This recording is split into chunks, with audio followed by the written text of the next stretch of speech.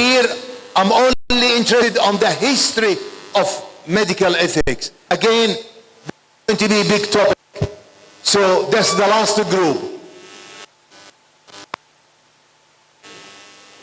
Sisters, are we all right? So let's very quickly start again. Please raise your hand. Who's group? Group 1. That's fine. And between among you, just one person to present. So you throw the idea and present. Group 2. Group 2. Group 2, mashallah. Group 3. Mashallah. Group 3. Bimar stands. Group 4. In fact, Group 4 Bimar stands. Group 4. Group 4. Who's Group 4 here? Well done. Group 5 Muslim female. Well done. Group 6. What a Group 6 brothers? Group 6 Al-Zahrawi. He's very close friends of mine, in fact. I like Al-Zahrawi. I'll tell you why later on, inshallah. Who's doing Al-Zahrawi here? Ladies, fantastic. And Group 10, the last one. I don't want to listen. We all interact, inshallah. Now, here we go. You start. Okay? You've got 20 minutes, inshallah, from now. Just get ideas, put it on, one person will put it in the end, and I need to get the papers when we finish, please. Assalamu alaikum. For the boards, I have put the names of the groups on the table. Please, all of you have to move to those tables. Distribute yourselves in those tables. The brothers here, you don't have a group, you have to join a group. Which group is this? Group 1. Group 1 is this? Where's the paper? Group 2 here. Group 3. Group 4. Group 5. Group 6. Group 7. Group 7.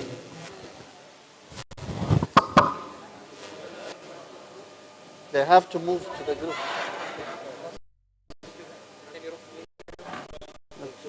Group 1 here, 2. Group 1, Group 2.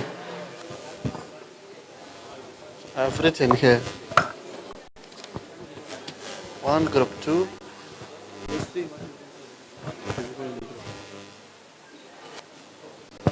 So I have to go to different groups.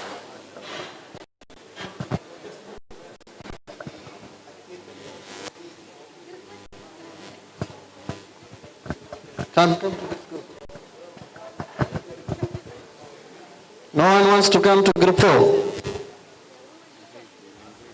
I need this paper. They're running away, yeah? Here, no.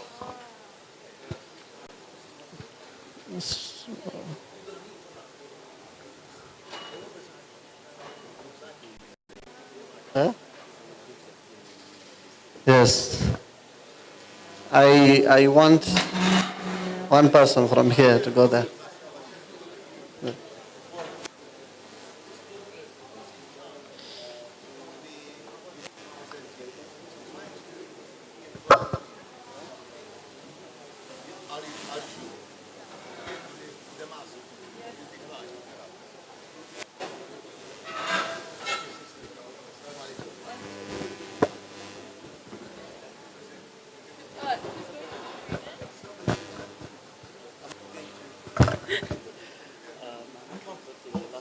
Just one person will present the idea.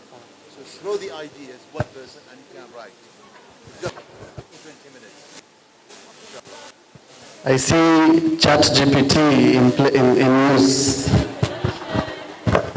Just get idea, 1, 2, 3, 4. Just bullet points. Bullet points. Just bullet points.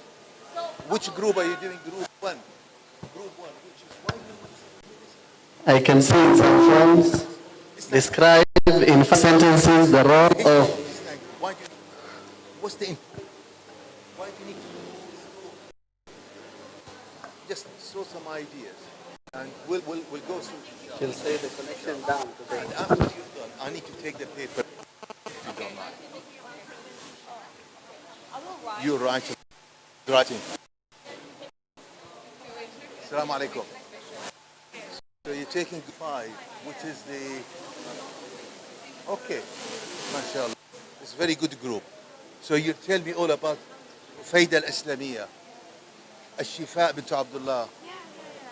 I published a paper, 36 female names. So just give me few and tell us who are the great fascinating names in the history of Islamism. Female ladies. Don't worry about the names. We're sitting doing it. You're the ladies. You're going to repeat the history, inshallah. Inshallah. Well done. Yeah. Assalamu alaikum. So this is a group 4. IMAKSA.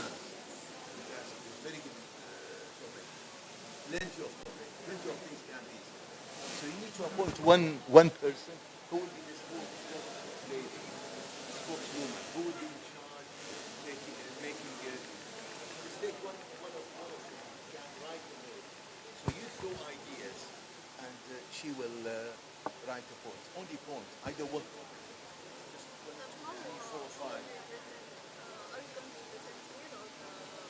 Yeah, you tell me. Later on. You'll be surprised. Not presented. Everybody needs to hear. Everybody needs to know. So you present it. Take the mic. You present it. Just put points. We know how people stand. Which hospital? Okay. Start. Oh, this is what you heard. You don't need to research. You've got only 10, 15, 20 minutes. Whatever you know, then we learn from it, inshallah. We learn from each other. Sorry, is it allowed to bring the note in front of the presenter? Yeah, you take the mic, you present. But I must take the note. You take the note, yeah, because you don't forget what you've written, and then you present the note. But take the notes from everyone. Take the notes from everyone. So don't feel shy. You'll be fine, inshallah. This is part of the project. Learn how to present, and present in very quickly. You've got 2 minutes to present. You start. Assalamu alaikum. So this is group 7. MashaAllah, MashaAllah. Group 7. Do you have 7? Which is the ethics. So ethics is very, very important. For many Islamic ethics. So somebody needs to probably and take the mic and say the history of Islamic medicine, taking from the teaching of Quran and Sunnah, starting who maybe 1 or 2 people known to talk about the history of medical ethics. We've got plenty. What the Islam teaches: physician-patient relationship, how the akhlaq al-tabib, the manners of physician, what the Islam say, how we need to maintain this relation, confidentiality, the manners, how they should be, how he look like. So this sort of things, very, very simple, inshallah. But make sure you've got one is start writing. Who will be writing? Because whoever's writing will, you'll be presenting 2 minutes. Yeah, mashallah, mashallah.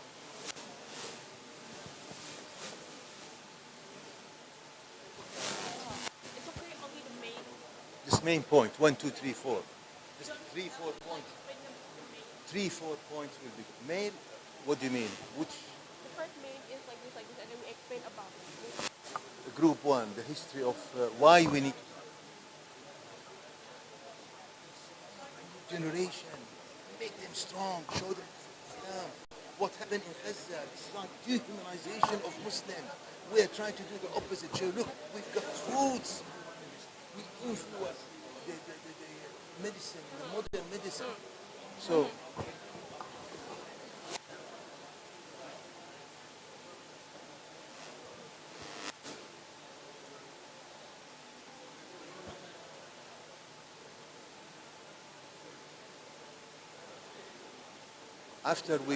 after they finish, we'll give them a break for لا. Yeah. Break. No, we'll give them break maybe for 20 minutes. تبغى الحين نعمل discussion؟ إيه طبعا هل يعملوا discussion. We'll give them a break and then they present 2 minutes and then I do my presentation. ما في خلاص إن شاء الله يعني I'll give them time. I need time for them to interact إن شاء الله. ما شاء الله. So this is a one. Why do we need to study Islamic theology? Who's going to be representing? You don't need to write all of you. Just one person can write. Just the give them all the idea. One person is going to represent. Give them the mic. Tell me what's your table. No, 3 minutes. Only bullet points. Right? Not writing this.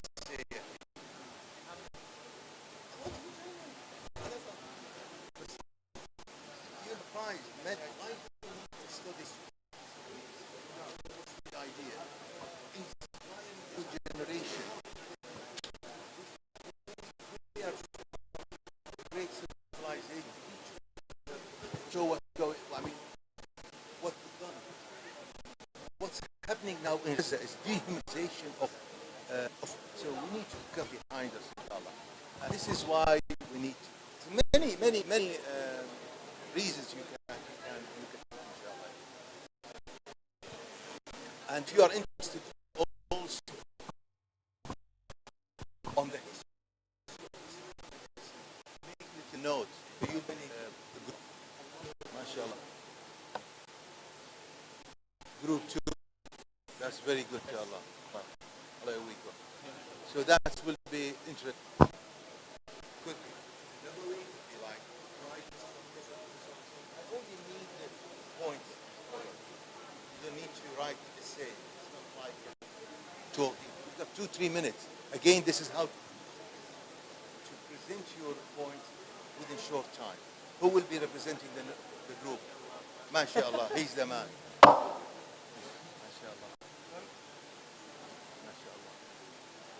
This is group 7. MashaAllah. This is the last group. Ethics. Very good. You don't need to write all of you. One person can write. All of us will study for 10 minutes. Yeah, but and then we'll make group. No. You don't have long time now. We only have 5 more minutes. So one person needs to write. One person needs to write and represent. Who will be representing it? What's your name? MashaAllah. Okay. You will be in charge, inshallah. Bullet point. There's no problem, inshallah. MashaAllah. So,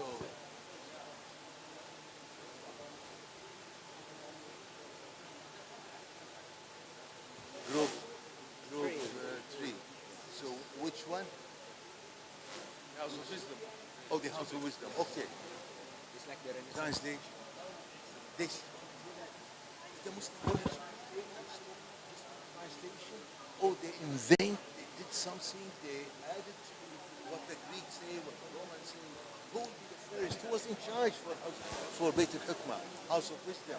Somebody needs to tell him about Hunayn bin Ishaq and what he did and what the other people. It was like a big think tank, like research center in Baghdad. So, not just only talk about the translation, what the Muslim added to this. Muslim didn't only this. Stop. So who will be presenting? There'll be one person just taking the notes from the other. Because I need the piece of paper. trying to summarize what they're saying. So everybody can throw ideas and he presented, inshallah. Good handwriting, inshallah. Allah week. MashaAllah. Group 4. Group 4? What are you discussing, inshallah? Bimarstan. Beautiful. Beautiful. Hospital, Bimarstan. Just give me one example or two examples, famous Bimarstan in the Islamic world. What the Bimarstan did. Different.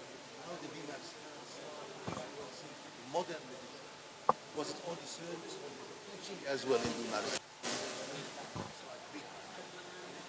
Teaching hospital. Yeah. Who will be in charge? Who will represent you? I will represent. Good. Take the notes from him. You don't need to write. He will write. Because what's in your paper, he is going to present. Yeah, exactly, sure. Okay. So you've got nothing. You've got nothing. No, I got something in my mind, but they can read it. No, I need it in the paper. You have it in the Sure, paper. sure, no problem. They can read it. You can write it, and I will read. I need. No, I need. Okay. You're going to take the paper. Yeah, like only one paper. Just summarize, akhi. I don't want 3-4 papers. No, You yeah, don't have as I time. said before, one paper. One paper. That is summarized of everything. Inshallah. You've got 5 minutes left, inshallah. Barakallah. MashaAllah. I think he lost the slide. We need to put it on the group. Yeah, we need to put it on the group, inshallah. Assalamu alaikum, akhi. How are you? Group 5. So what are you discussing? Female Muslim. Oh, you are going to beat them. You're going to beat them, inshallah. So you tell me about some good names. Who's Rufayda al-Islamiyya? Who's the Shifa bint Abdullah? Who's Al-Zahrawi's daughters and granddaughters? There's an article I did a few years ago, 3-4 years ago. 37 female health provider, nurses, doctors in our history. So you're going to tell me more than they will do. You should know, inshallah. Who's going to be presenting?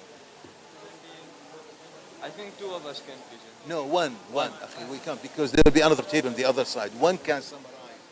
There's no point writing everything. One person can write summary. Okay, so he will write.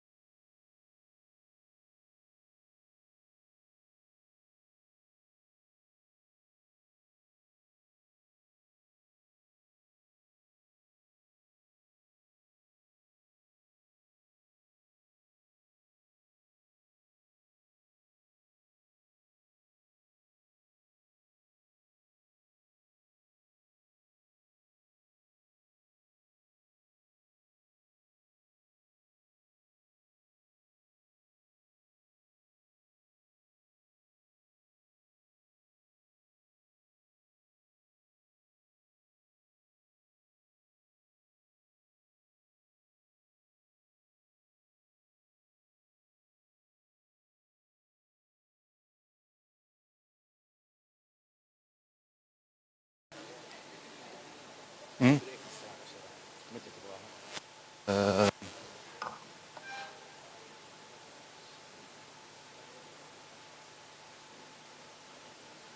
Yeah, about 10 minutes. 10 minutes. So we've got 10 minutes, sisters, brothers, only 10 minutes left, inshallah. And then we'll have a break maybe for 15 minutes, and then we'll start. MashaAllah.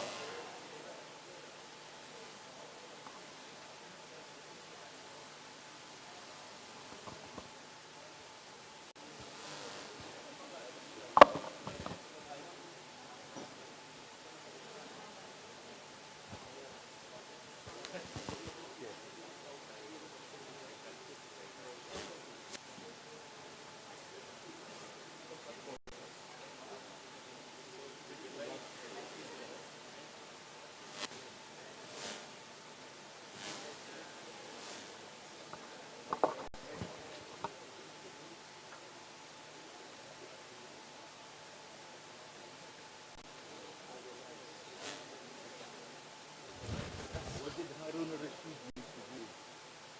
Used to like give the weight of gold to everybody trying to stay fit. He wore them, giving them that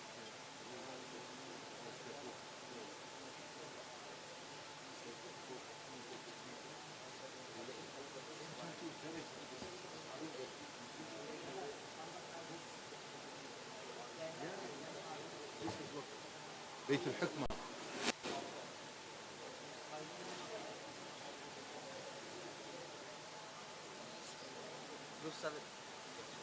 Perfect. MashaAllah. Okay, you don't need all of you. I can see all of you writing. One person can write. Give him enough information, inshallah. He's a good man. MashaAllah. Good fight.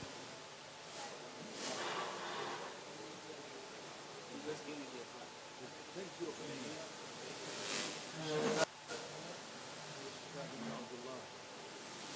It's a big name as well. This is, she was given Al-Husna title during Sayyidina Umar al-Khattab. Rufayda al-Aslamiyya, Rufayda al-Jazwa al-Sahaba. MashaAllah. MashaAllah. MashaAllah. MashaAllah. MashaAllah.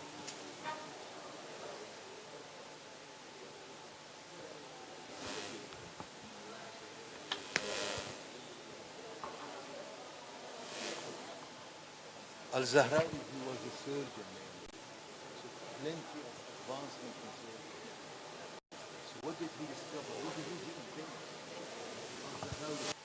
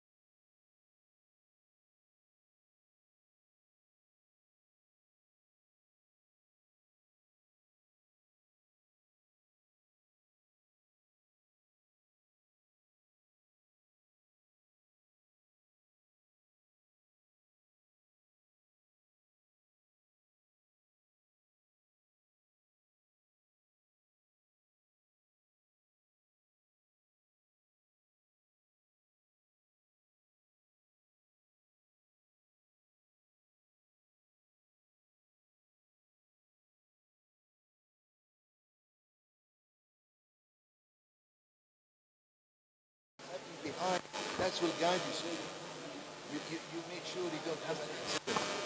Make sense? Very good. Well done.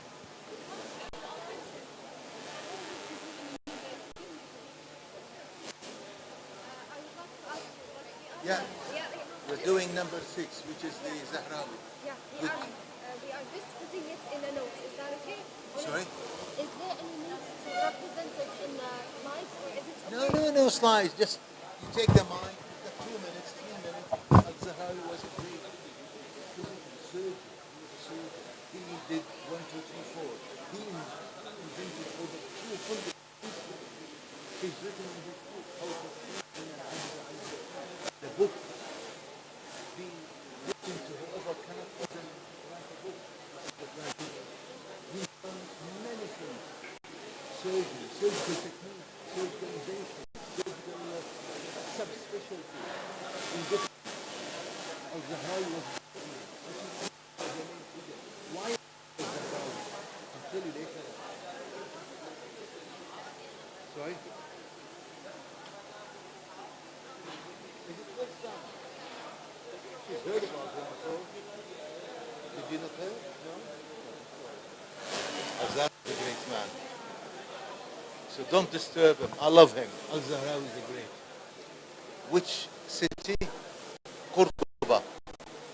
Cordoba. The Cordoba. In Spain. He came from Medina to Zahra. That is. From Medina to Zahra. Only 5 miles. 5 miles away from Cordoba. Called Medina to Zahra. This road. Are you all medical, final medical year? Or oh, nurse, you're a nurse, mashallah. You're 2. You're 5, mashallah. Year 1, mashallah. Well done. So, like, into medicine anyway. So, very good. I mean, nice robot as well. Figure. We'll see now, Razi, many figures.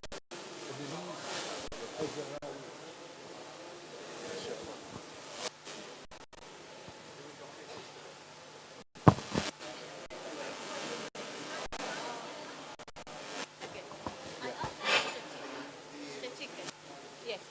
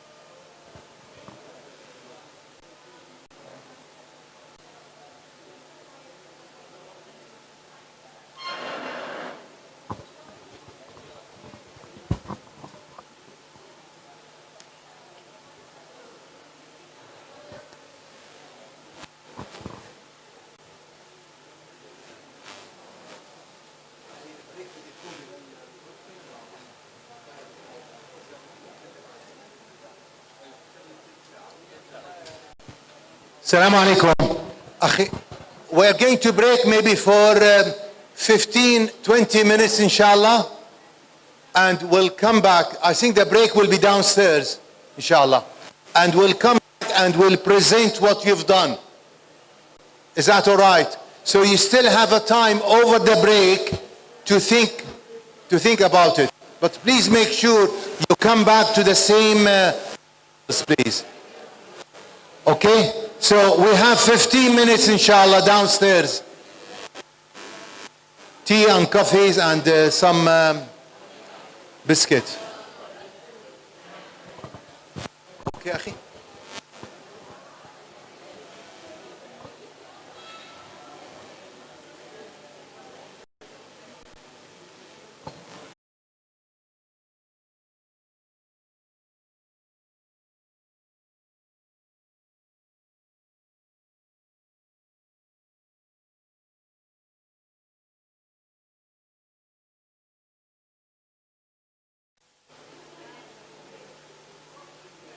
Who will be representing now, sister? Table 1. Don't come over, sister. Yeah, don't come over here, inshallah. Is that okay? You can sit here if you wish. Sorry? Yeah, you can sit here, inshallah. Or at least maybe facing the ladies. Okay?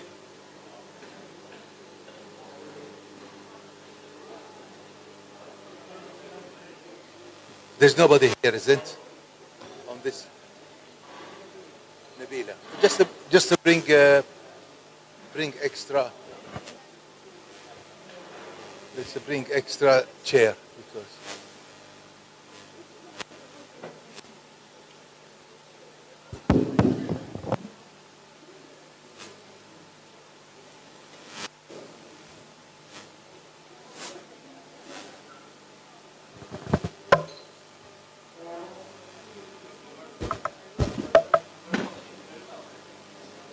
Okay, sis.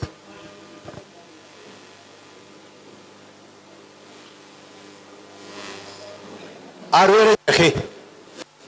So, what's your name? What's your name? Sister Shani is going to present the first group, inshallah, first table. So why do we need to study medicine? Yeah, you've got probably 3-4 minutes, very quickly, inshallah.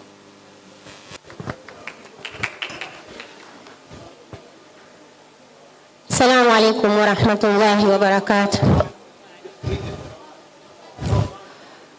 Okay, I will take you through a presentation on the first point, why we need to study Islamic medicine.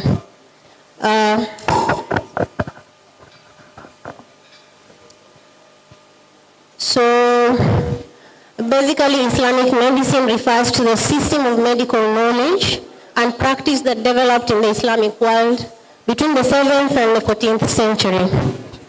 It combined an element of Greek, Roman, Persian, Indian, and indigenous Arab medical traditions. Just bit by bit, sister, bit by bit. So, what's the main advantage? Why do we need it? To educate ourselves, okay? And? Yeah, I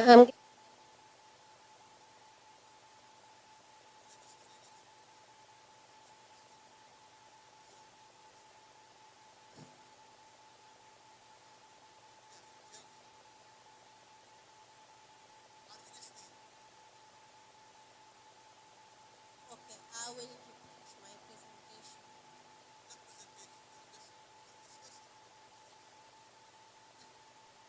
Okay, basically I was taking you through the definition of Islamic medicine, and I said it refers to the system of medical knowledge and practice that developed in the Islamic world between the 7th and the 14th century.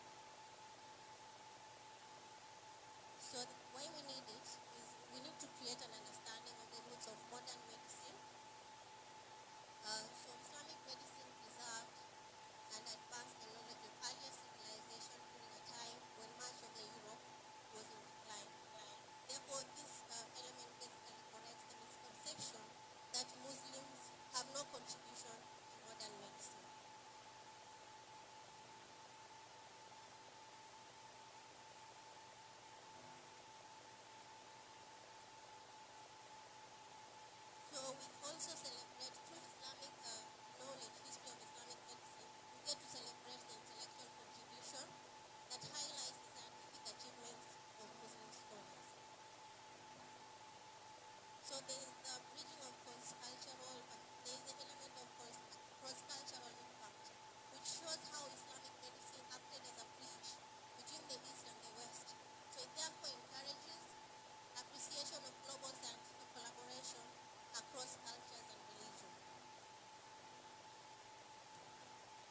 So we also get to learn from ethical models. That is, medical ethics were grounded in religious principles and universal values. So it also highlights the role of Muslim women in Islamic medicine. It serves as a motivation for Muslim women and girls to take up a career in medicine.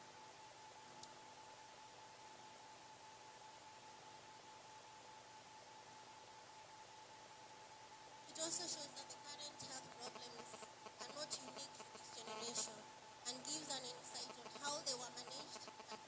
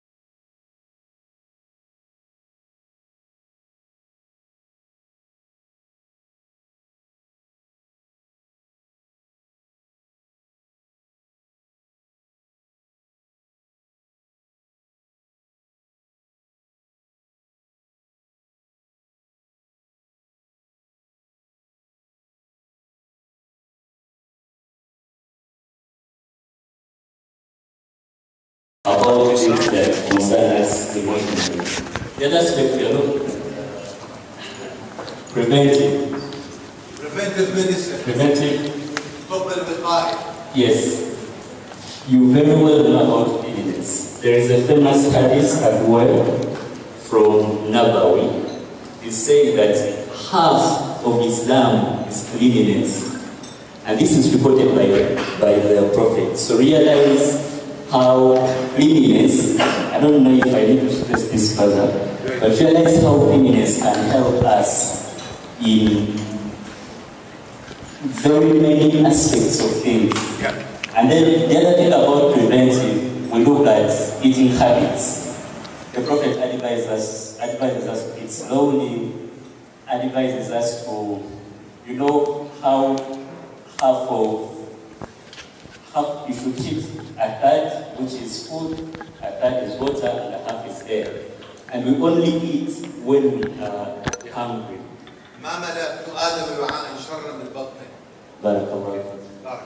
And the last one is curative medicine. The Prophet has told us that there is no, you know about black seed.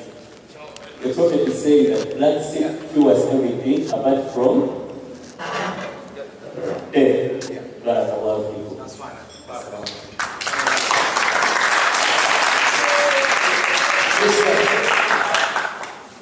Sister, group 2, you have come.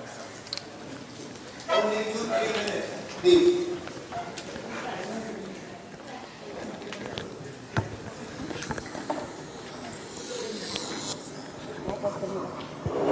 Okay, sister.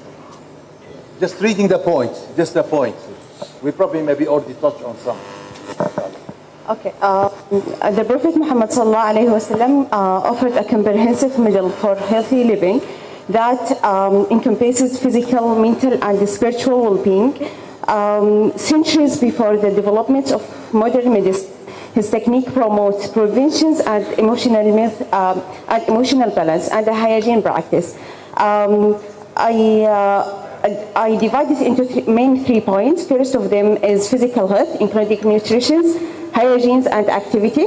First of all, Prophet Muhammad advised us to be moderate in eating. As he said, the sons of Adam doesn't fill any vessels worse than his stomach. He advised 1/3 for food, 1/3 for drink, and 1/3 for air, promoting digestive health and preventing any metabolic disorders. Second thing is fasting, siyam, regular fasting on Monday and Thursday, post metabolic regulations and supporting insulin sensitivities.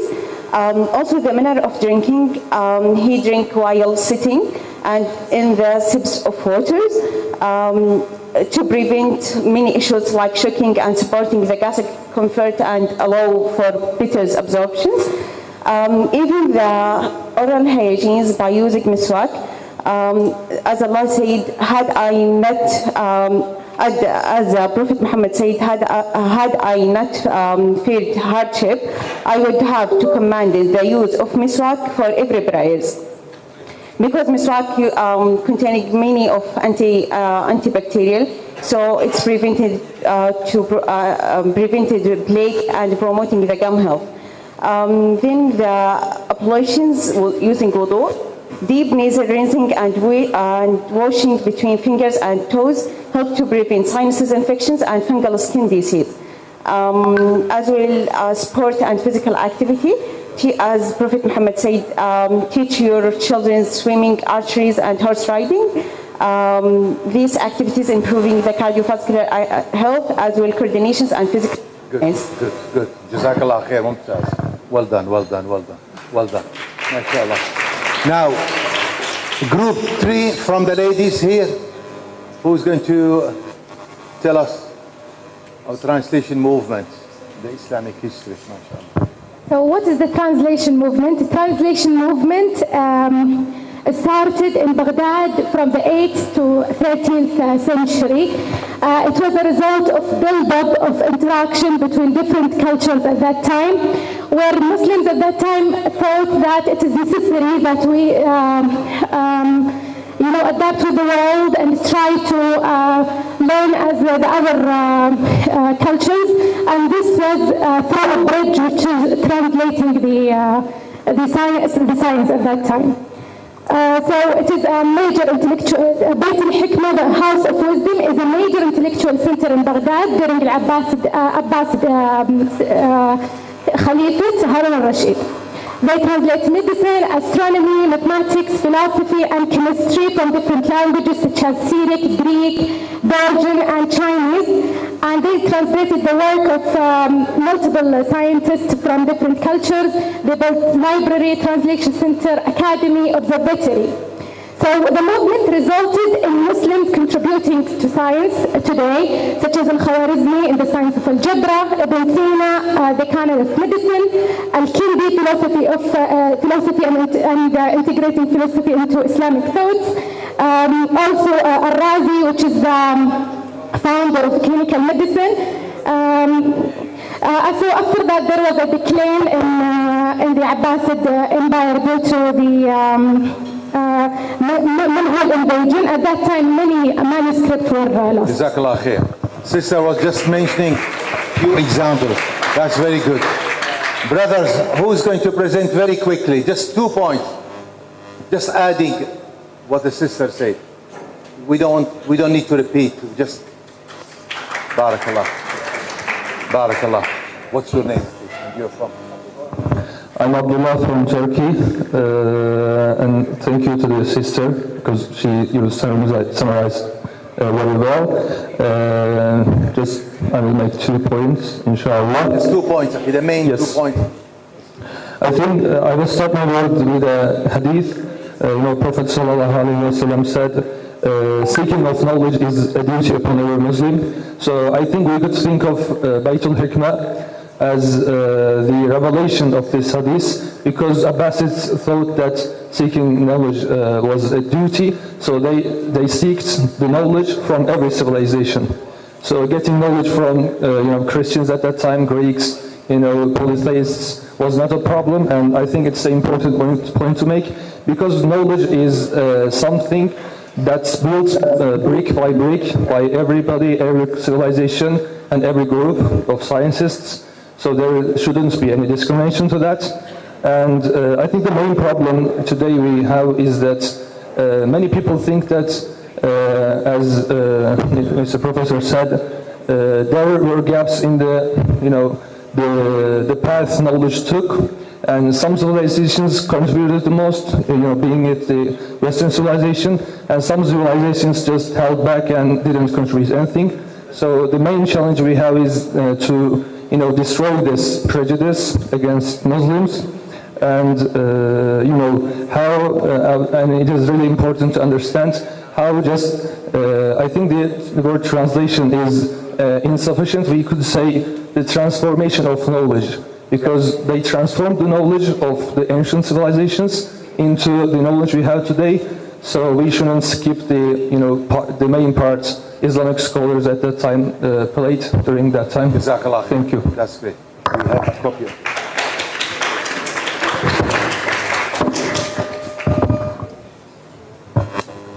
So we have the next group from the brothers, the Bimar stands.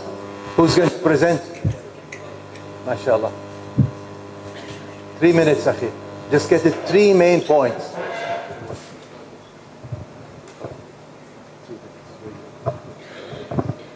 Assalamu alaikum wa rahmatullahi wa barakatuh. My name is Hamza and I'm from South Africa. I'm representing group 5 for the topic of female Muslim physicians in history, in Islamic history. Bimar stands. We'll talk about the Bimar stands, the hospitals. I'm saying? Group 5, talk about Bimar stands. Is it 4? Yeah. 4. Yeah, 4. Bimar stands. We'll just do them in order, inshallah. I'm sorry, Akhi, we'll come back to you, inshallah.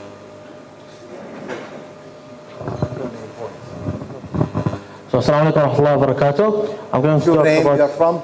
My name is Sultan Siddiq. I'm from Saudi Arabia. And I'm going to talk about Bimarstan on group 4. So the rules of Bimarstan is to give free treatment, doesn't matter who they are, and no patient was declined. Also, it doesn't matter about his religion or ethnicity. And 3, gender separation. And these are the rules. Also, the characteristics of the buildings. They have advanced architectures, as I said before. So it's large. And the second one is teaching research centers. Also the pharmacies and treatment of mental illness. So the mental illness people are treated as sick individuals. They are not imprisoned. For example, Al-Adudi hospitals in Baghdad, 1981 century. Thank you. Jazakallah khair. Very good. Now, sisters, who's going to tell us about Bimarstan's group? Oh, do you want to come over, Charlie?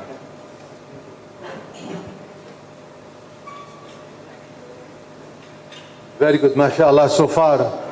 Brilliant presentations, mashallah. Sister, just. Assalamualaikum warahmatullahi wabarakatuh. My name is Icha. I'm from Indonesia and I'm representing Group 4. It's talking about Bimarstian, the Gold Age. So the Bimarstian is become from the word Bimar, it's mean the sick, and Tians, our stance, it's mean the place. So Bimarstian, it's mean the place for the sick people. It's mean the hospital in our college right now. For the earlier, the 8th to 13th centuries, Islamic medicine based good for it. There is only for the hospitalities in Baghdad, and later it become in Cairo, and then 10th century is become spread for every place in the Baghdad. So after that, the feature and the character is the public is free. They are talking and teaching about the hospital. They are teaching about the medicine. And how much to plan it, they have the special treatment for the hospital, especially in Cairo. It's for the mental treatment. It's such as sunbird and the water birds. It can help you, treat you, be healthier in mental illness. And there is most of the demonstrators for Islamic and this centers is as Ibn Sina, Ibn Al-Aqsa, then it being always for the Western hospital. That's all. Thank you. Jazakallah khair. Fantastic. MashaAllah. MashaAllah. Now, who's going to tell us about female physicians from the sisters? You want to come, please? We'll come to you, Akhi.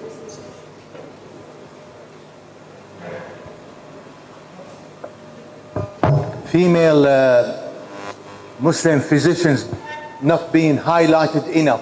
This is why I left it separate topic. Okay, sister. Okay, Assalamualaikum warahmatullahi wabarakatuh.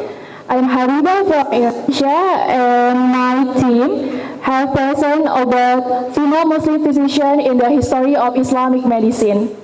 When we think in Islamic medicine, we often recall great male scholars like Ibn Sina or Al-Razi, but behind the scenes, and sometimes on the front lines, were remarkable Muslim women healing in the battlefield tents, hospital wards, and even within the Prophet Mosque. Their story is not a side note. It's a vital chapter in our history. I will tell you guys about one doctor who is Muslim. There was Rufaida al-Islamiyah. Rufaida was born in 620 CE in Medina. Rufaida is widely regarded as the first Muslim nurse and surgeon, and one of the earliest known female medical practitioners in Islamic history. She set up field hospital during battles such as Badr, Uhud, Khaybar, and deploying what looked like the world's first documented mobile care units. Muhammad SAW reportedly directed all the wounded to her.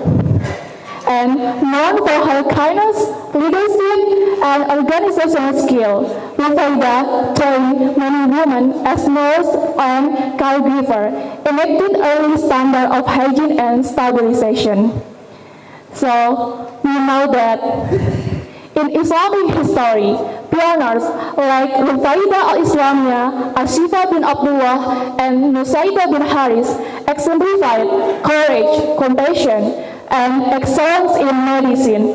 Long before it was common for a woman to do so, their legacy is a reminder that the path of healing is deeply rooted in faith, knowledge, and service. So today, for all the aspiring Muslim brother and sister, your journey is part of this noble tradition. Walk with intention, purpose, and tawakkul. Lead with grace, learn with humility, and let your walk to the search of healing and light. This world needs you. Step forward and confidence. Thank you. Fantastic, thank you. Okay, brothers, please just try to summarize something extra hasn't been mentioned, please. Assalamu alaikum wa rahmatullahi wa barakatuh. So the sister did a very thorough job, so I'll just be adding some points that I think are interesting. So Zainab of Banu Aud was the earliest known female to specialize in ophthalmology. Zainab bint Bani Aud. She said Rufaida al-Islamiyya, and now the second one, Zainab bint Aud. Yes. And she was in Damascus, Syria. And then we have Tawhida bin Sheikh, which is the first female physician in North Africa. She pioneered contraception clinics and she advocated for legal abortion. And then we have Zahira Hafiz Abdin, who is referred to as the mother of Egyptian pediatrics. She is amongst the first in Egypt to diagnose and treat congenital heart conditions, and she developed protocols for the diagnosis and management of these conditions. MashaAllah, MashaAllah. And now, from the brothers, who's going to tell us about Al-Zahrawi? You don't come, Akhi. You need a taxi coming. Allah yawik, Khiyamah.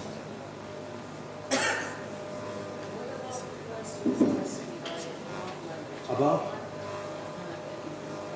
Sorry? Fatima al-Fahriya. You'll hear from me. I'll tell you later, inshallah, about it. My name? Hello, my name is Omar Harbe. Our group focused on Al-Zahrawi. His nickname is Abu Qasim. Okay, Abu Qasim. If you search on Google, you will find Abu Qasim. He is an Arab Muslim scientist. He lived in Andalus. His nickname also is the father of surgery because he invented over 200 surgical tools, as well as he associated with bone setting. He set some stitching filaments from animals such as sheep, and he also discovered hemophilia. Have you heard this? This is the plain catgut from intestinal, from sheep intestine. To stitch the wound. Also, his famous book called At-Tasrif. His information is about illness, injuries, medical conditions, and treatment. He started also new techniques for bladder stone removal, and he is founder of cosmetic surgery, such as removing facial scars and repair cleft lips. And that's it. Jazakallah khair. MashaAllah. Ladies, sisters, I know the second person always slightly bit more difficult because just need to add what's not being mentioned. So we don't. Assalamualaikum warahmatullahi wabarakatuh. So I am Aisha from Malaysia. So I think most of the points have been mentioned by the brother. So I'll just add some 2 points, which is the first one is he identified the nature of hemophilia. So he described a condition in certain families where males bleed excessively from minor injury, and actually the bleeding was quite difficult to stop. And then he observed that this condition ran in families, especially among male children, while females were carriers. And the next one is about Al-Zahrawi also is the first to describe a case of abdominal pregnancy, which is a rare form of ectopic pregnancy. He explained signs of abnormal labor and fetal death in the abdomen, providing early recognition of complications from ectopic gestation. That's all. Thank you. Jazakallah khair. Jazakallah.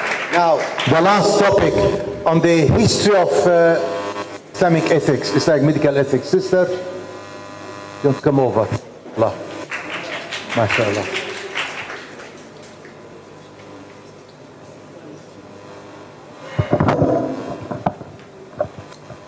Assalamu alaikum wa rahmatullahi wa barakatuh.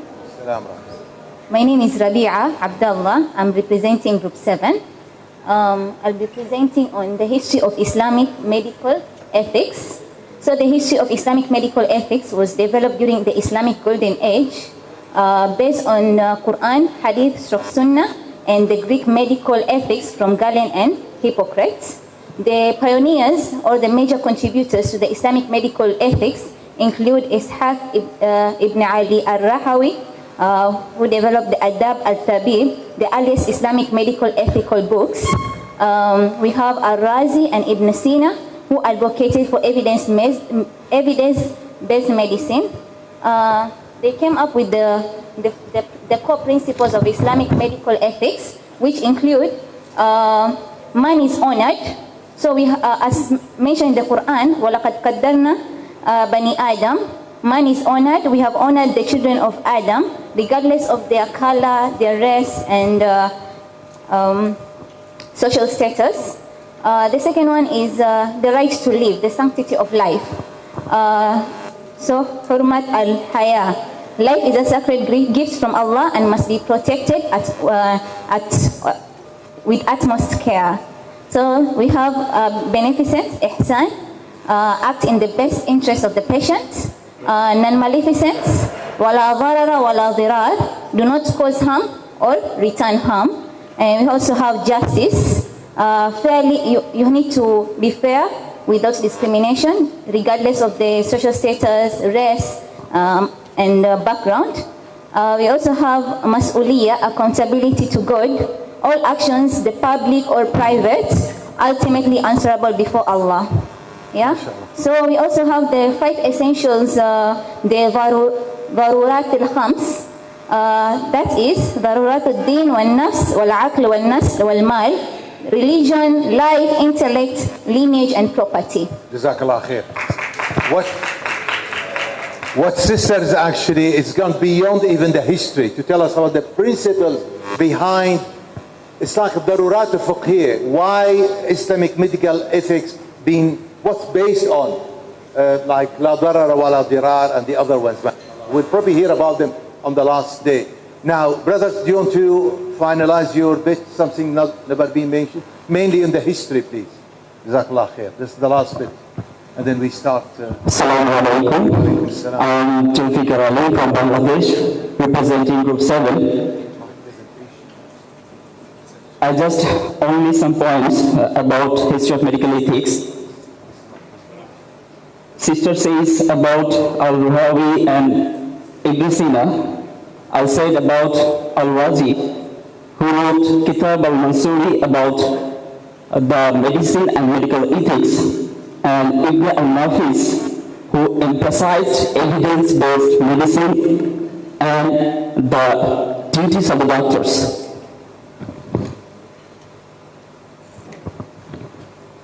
Yeah.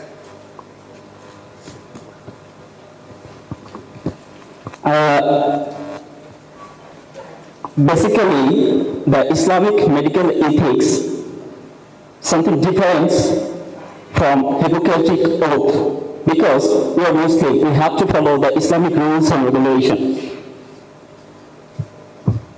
Islamic medical ethics guided about us the 5 principles, which is called about the Makashid al-Sharia.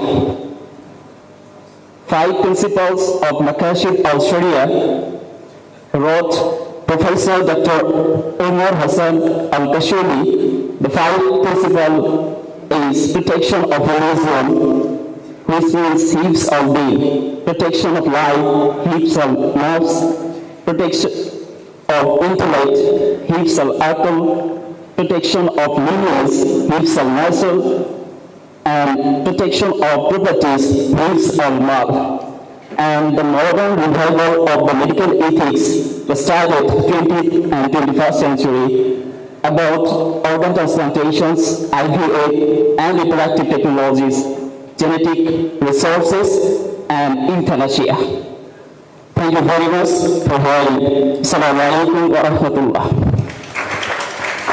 Wa alaikum assalam wa rahmatullahi wa barakatuh. Jazakum Allah khair. Can we set up audio setting? Non mi asciuga? No, per me non asciuga ok. Ma sì, non asciuga. Non che stare sì. Oh. Faccio le stare. Come? No, it's okay. Come come parliamo insomma. Sì, come sì, è una stare. I think the president. Can we delete this the top? It's just in the middle of the slide. We can drag it to, yeah, that's it. Jazakumullah khair. Assalamu alaikum. I think I'm just going to summarize it, but slightly bit long presentation. Sharif Kafal Ghazal is my name. I'm plastic surgeon. Why do we really need to study the history of Islamic medicine? I'm going to take you through probably maybe most of what we've said, maybe in slightly different ways.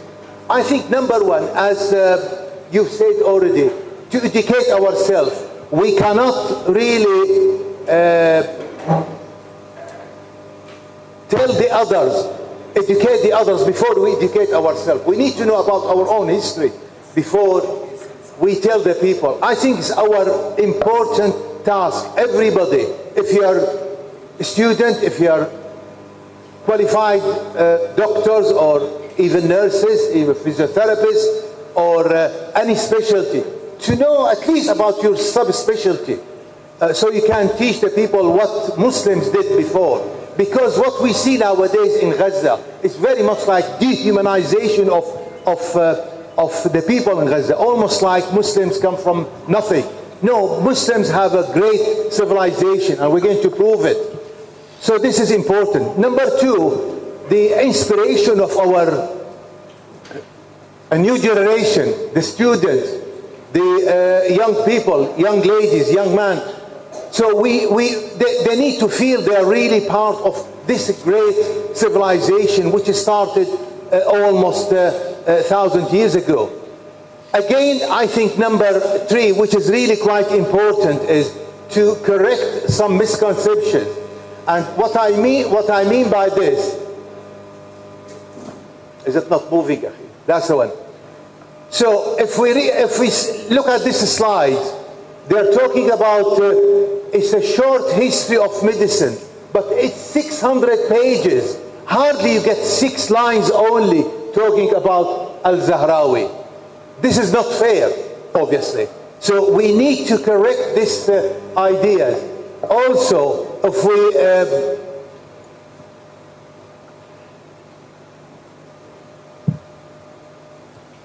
if you look at the book here, this is on surgery, Schwartz, and talk about ligations of vessels.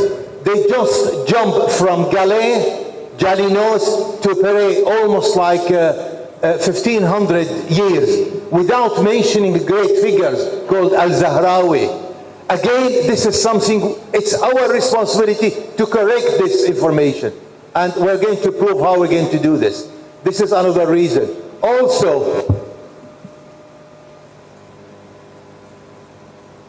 I think moving the slide is slightly bit...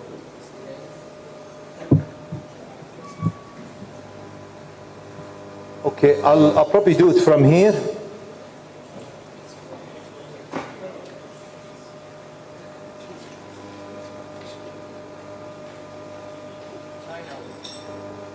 Okay.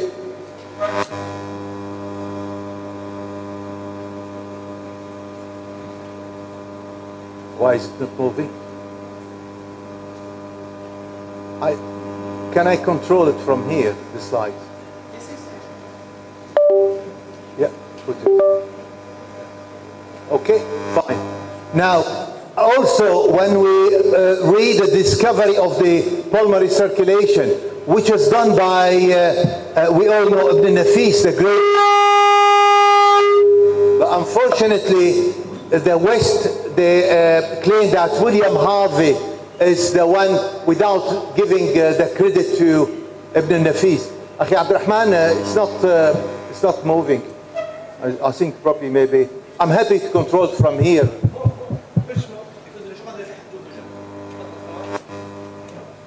Okay, fine. So let's move on. We mentioned this slide before.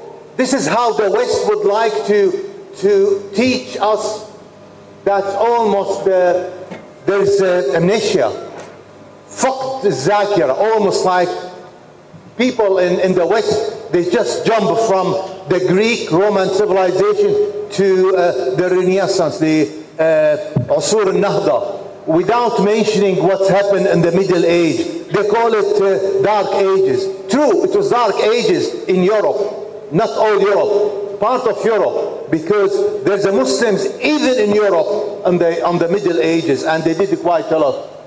So it's going to be a big presentation, so I'm going to fly. So please bear with me and try to follow. I hope we had some enough tea and coffee, so we'll keep awake.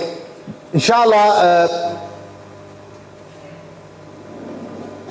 So we'll start, as we mentioned, the translation movement, Baytul Hikmah. Baytul Hikmah is actually almost like in Baghdad, like intellectual powerhouse. It is a great college. It has almost most of the subspecialties. And it was a great movement when they start the translation. As we mentioned, translation didn't stop only on translating books, but adding to it. Hanin bin Ishaq was the first to start this. And by the way, Hanin ibn Ishaq, he was not even Muslim. He was a Christian, but all these people worked under the Muslim umbrella in a great harmony. And yes, they translated the Greek books, Jalinos and the others. And without this, the Greek civilization will be completely lost. I'm talking about not just only medicine, other things, but today we're focusing on the medical side. But Muslims didn't only translate to Jalinos, they had quite a lot of differences, and they have their own ideas. They have when they wrote the books, they have the observation, they have the experiments as well, the way of thinking. The books had different writing, chapters, articles, and they had the references. They added references to the books. They had the science of pharmacy and the drugs, and also regulating pharmacy. As we mentioned, prophylactic medicine and the medicine of Prophet Muhammad ﷺ, and also the principle of Bimar stands, the hospitals, surgery, and they criticized Galen in different ways, as you can see here. I've just put some examples like Al-Baghdadi, Zahrawi, Ibn Nafis. They had a few criticism to Jalinos, and they mentioned this. But when they criticize, they call it in a very nice way. Look at what he said here, Al-Razi, in his book, Manafa al-Aghziya. And he said, he's got some different idea from what Jalinos say. أشرح مما عمله الفاضل جالينوس فإنه غلط في كثير من الأحيان. So Jalinos, he is an honorable Jalinos, the honorable man. They criticize in a very, very decent way. Also, we mentioned before, Prophet Muhammad ﷺ, he mentioned lots of health guidance, mainly in prophylactic medicine, like preventive medicine. Yes, we mentioned about diet, and we also mentioned that eat and drink, but not excessively. Kulu washrabu wa la tisrufu, as in an ayah in the Quran Kareem. Also, drinking alcohol is prohibited. seeking treatment is important. Allah subhanahu wa ta'ala in the hadith, ما أنزل الله من داء إلا وأنزل له دواء علمه من علمه وجهله من جهله. So that whoever knows this, he knows it, and whoever is ignorant of this is ignorant of it. So that means indirectly, go and search for the cure of this. There's no disease without a cure. Also the psychology here, Sister Nabila, I'm sure can agree with this. No Muslim experience any harm or disease without Allah subhanahu wa ta'ala is stripping away his wrong actions from him. Like a tree which sheds its leaves. ما من مسلم يصيبه أذى شوكة فما فوقها إلا حط الله به تعالى به من سيئاته كما تحط الشجرة أوراقها. So that will give the Muslim person bit of relief. Even if I've been tested with disease, I'll be rewarded inshallah. And there's many other things like honey and biswak and habbat sauda, habbat al-baraka, and all of this. I'm going to say, probably maybe just jump, what did the Muslim state did? The Muslim state, as we know, they all honor studying medicine, practice medicine.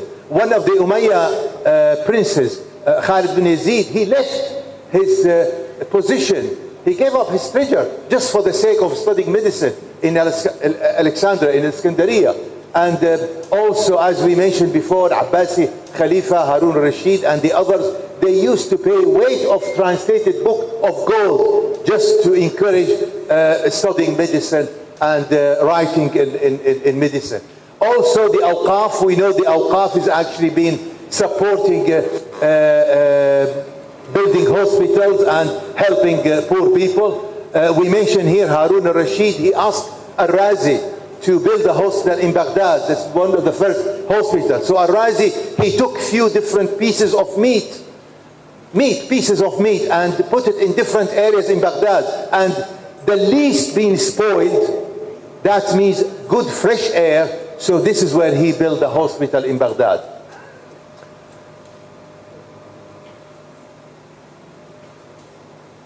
Just try to move on. So starting Bimaristan, I think Bimaristan is not just only a place to treat people, it's a place to teach medicine as well. Probably maybe, as we mentioned, one of the first hospitals was in Ghazwat al-Khandaq. Sayyida Rufayda al-Islamiyya, she used to help the Muslims, the injured Muslims in Ghazwat al-Khandaq, and she was one of the first one to do so. Also in year 700, Al-Walid bin Abdul Malik, he ordered to have a hospital for Juzam, leprosy. On that time, leprosy used to be treated, do you know how? Just kill the people who had leprosy, just to kill them, because it's very infectious disease, very infectious. In Europe, they used to kill them by decree, condemn leprosy to be burned to death by royal decrees. This is where Muslims used to treat them, and treat them in a very dignified way.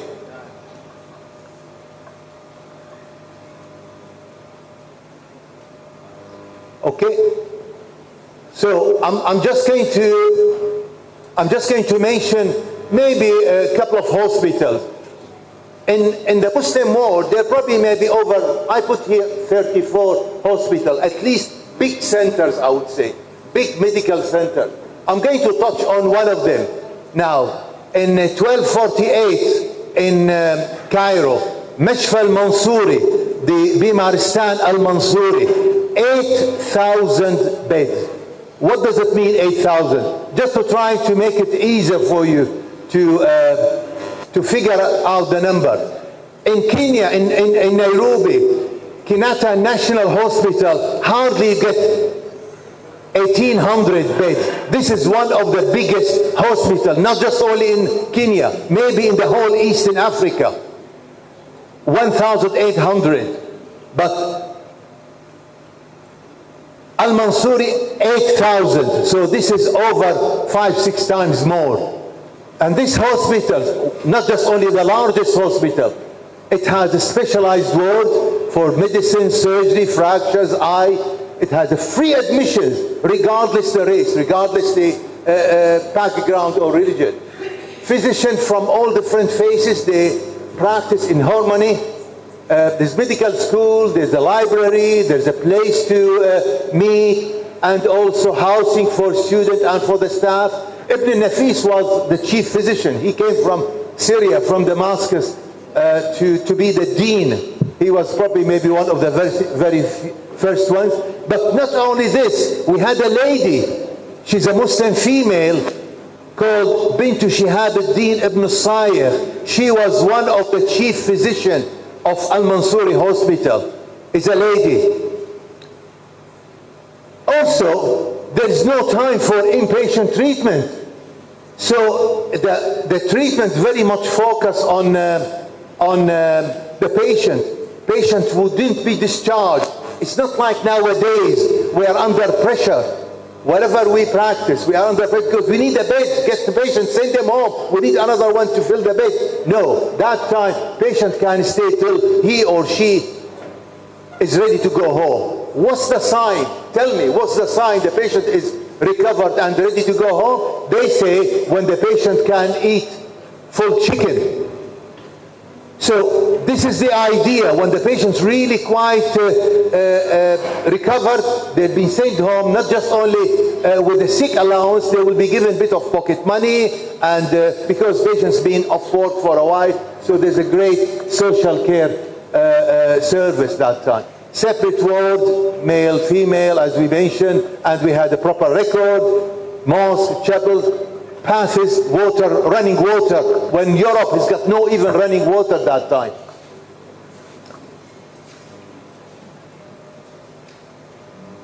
So this has been well recognized even in the West, many articles published on the influence of Bimaristan. In Damascus, Bimaristan Nouri. Can you hear this, Brother Omar?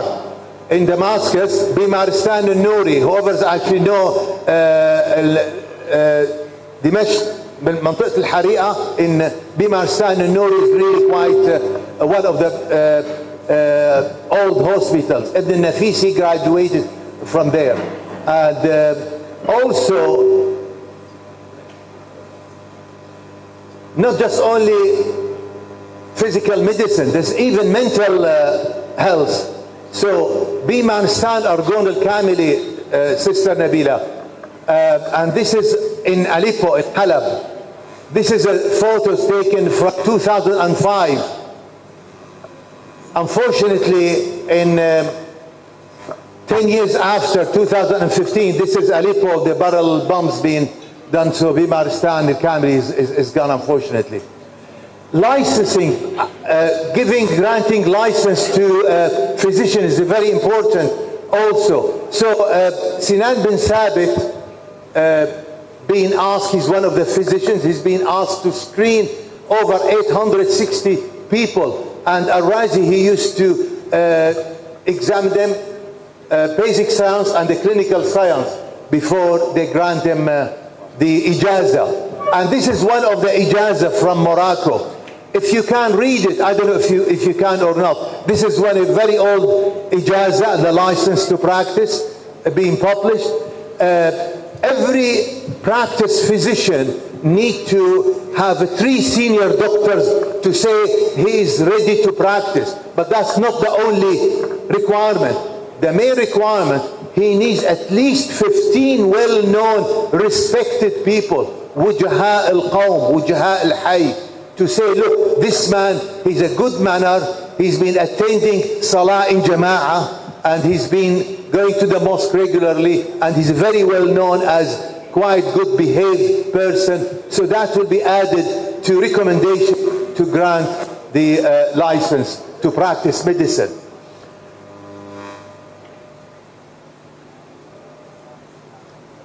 Muslim physicians, they're not just only Muslims, by the way. Under the Islamic umbrella, Islamic civilization, we had, yes, we had Al-Razi, Ibn Nafis, Ibn Al-Haytham, Ibn Sina, Zahrawi, but also we had some Christians like Hanin ibn Ishaq, Abd al-Qaf, Ibn Maymun, and they had Jewish as well, like Ibn Rahmun and Yaqub ibn Ishaq, and others. But they all worked under the same umbrella in the Muslim healthcare system. So we had also ladies. We mentioned Rufayda al-Aslamiyya. Rufayda al-Aslamiyya was one of the Sahaba, and she practiced, as we mentioned, in Ghazwat al-Khandaq. And the Royal College of Surgeons in Ireland, they give every year in Bahrain, because they have a partnership with Bahrain Medical School, they give award under her name called Rufayda al-Aslamiyya Award, and it's still going on. And we also had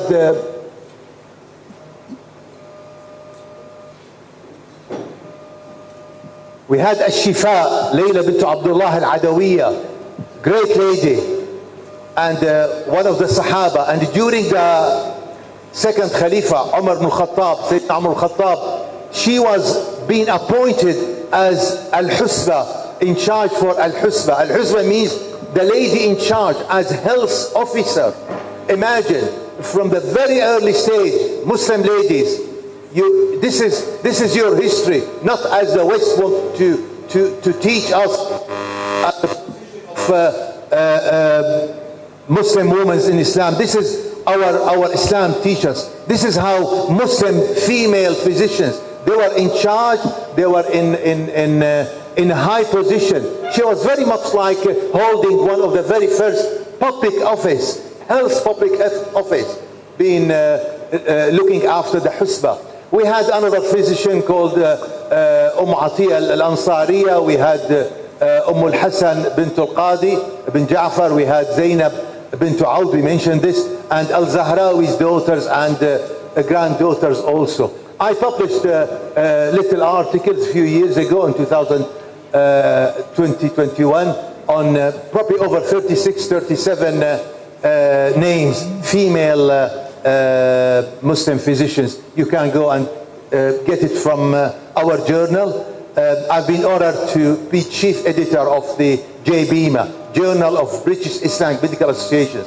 And by the way, you're all welcome to send articles related to the journals. We'll be more than happy to give you inshallah, advantage to publish in it. So this is over 36, 37, and I'm sure there's more and more if you look at it in more detail in the Middle Age. Next slide. Why I'm talking about Muslim females. Look at this, Muslims, women, they were not just only on the front lines, not just only the front lines. To me, I would say, look, not just on the front, they were on the teaching side. You'll be sitting here, not just only one side. You'll be sitting on the front, you'll be teaching us. This is how Muslims. And not just only that, some lady mentioned Fatima al-Fahriya. Fatima al-Fahriya was the first lady who established the oldest university in the world, in Fas, in Morocco, and a university called al-Qarawiyyin. al-Qarawiyyin, you have to go and visit Fas, beautiful little city in Morocco. And Fatima al-Fahriya and her sister as well, they supported this. And this is the oldest university. It's not me, I'm saying this, by the way. This is from the UNESCO. It says Medinat Fas, founded in the 9th century, and the home of the oldest university of the world. So this is, mashallah, credit goes to Muslim lady. I'm saying this because it took Elizabeth Blackwell to flee from America to England in 1858 to become a doctor, registered doctor.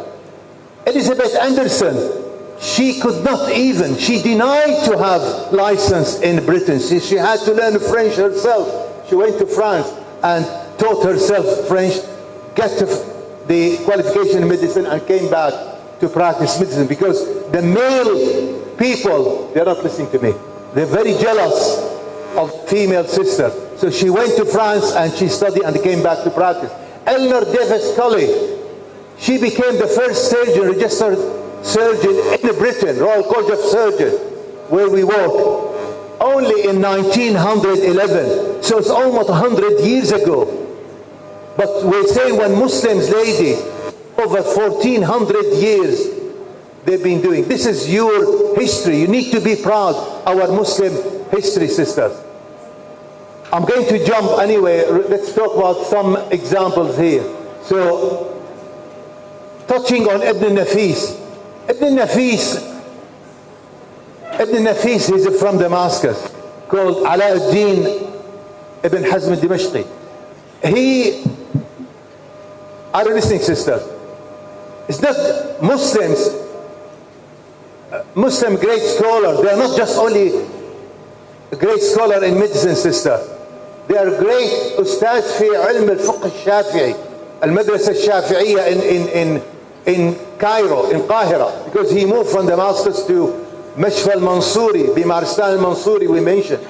And he's a great man. He wrote a book called Sharh Tashrih al-Qanun li Ibn Sina, commentary on anatomy in Ibn Sina's Qanun. And also, his great achievement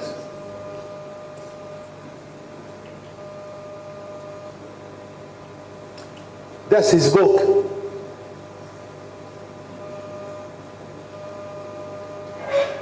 So his main achievement, discovering not just only the pulmonary circulation here, but also the coronary arteries. Not too many people knows this. Very, very few. Ibn Nafis, he put the main principles on the blood goes to the heart muscle, not just only by infiltration. No, he's got specific arteries. He studied this. Probably he did anatomy. He's a great, great physician.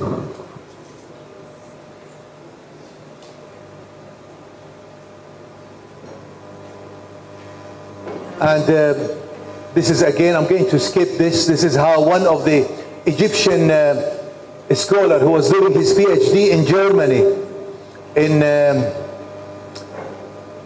1935 near Frankfurt, and he discovered the manuscript of Ibn Nafis and made all these revolutions, mashallah. So this is Ibn Nafis. So Ibn Nafis, in fact, over 500 years before William Harvey. And now recently they start giving the credit to Ibn Nafis. This is John West. He wrote articles on Ibn Nafis and discovery of pulmonary circulation. So I'm going to mention probably maybe one example in a little bit more detail. Sister, we talk about Al-Zahrawi. We read about Al-Zahrawi. Al-Zahrawi name is Abu Qasim Al-Zahrawi. Abu Qasim in the West, they call it Al-Bukasis or Al-Bukasis, Abul Qasis or Al-Bukasis. So very well known as. He was born in Spain. I like this man. I always tell my students in Britain, in England, where I work, because he was born in Europe. He's a Muslim European, like many of the Muslims practice in England. And also he's a surgeon. That's probably maybe the reason was close to my heart. So I saw where the little village he came from. He born in Medina to Zahra. Unfortunately now it's it's completely gone. This is near Cordoba. And if you had a chance to go to Andalusia, in Cordoba, there's a little street called Calle Albucasis. It's still under his name. And number 6, it's a house completely deserted. It's a closed house. But you can see from the little tiny holes anyway here. This is what I've seen. This is where he lives, and the house is empty. So it's a great man. So I'm going to touch Cordoba that time, back to the Middle Ages, was one of the shining cities, shining figures in the Muslim world, Muslim civilizations. And it has a library, over 500,000 books on the library of Cordoba. most of the kings of Europe used to send their children to learn science in Cordoba, in Granada, in Ishbilia, Seville. And not just only this, imagine the victorious, the people who runs the Muslim people, they have their own dinar, which has been adopted by even King of England, King Offa. He adopted the Muslim dinar. Look at this. Can you read the kalima? Shahada, La ilaha illallah. People thought King Offa probably became Muslim. I don't think he was Muslim. He just copied what Muslim use. Very much like, unfortunately, ourselves now. The American dollars everywhere is the currency of the world. I mean, so this is the time when Al-Zahrawi lived in one of the probably maybe civilized time in Andalusia. Beautiful place. He wrote a book called Al-Tasrif Liman Ajiz An Al-Ta'lif. The method of medicine for who cannot write a book. So you expect everything in the book. The book has 30 volumes. 30 volumes. I'm not going to tell you all about the 30 volumes. I probably touch only on the last volume, which is called the volume for surgery. And the last volume, over 188 chapters. And as the sisters and the brothers mentioned before, he described over 200 instruments, original photos of original instruments. He made it, and he made it from local materials to fit the purpose of what he needs to use it for. So he starts with the anatomy. As a surgeon, you need to start with anatomy. How many medical students or graduated doctors now here who knows reasonable amount of surgery? Can you raise your hands, please? Final year or year 4, 5, graduate. Do we have any surgeons? No? No. Nobody's like specializing in surgery. So we'll try to go through it very quickly. You probably maybe know that nobody can start surgery without having basic knowledge about anatomy. You need to know some anatomy. And he put here, من لم يكن عالما بما ذكرنا من التشريح لم يخلو أن يقع في خطأ. So you need to read about anatomy before you go and study surgery. General surgery. He did lots of operations, and some of the operations we'll probably maybe will mention here on laparotomy and stitching the abdomen using different techniques, and he had a few different ways.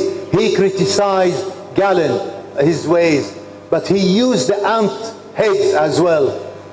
You know the ant, some specific ants, it's a biological clip. They've just grabbed, so he let the ant grab on the wound and then cut the head. So it's almost like biological stitching. And also he discovered, as one of the brothers mentioned, the catgut, the stitch made from the animal intestine, the sheep animal.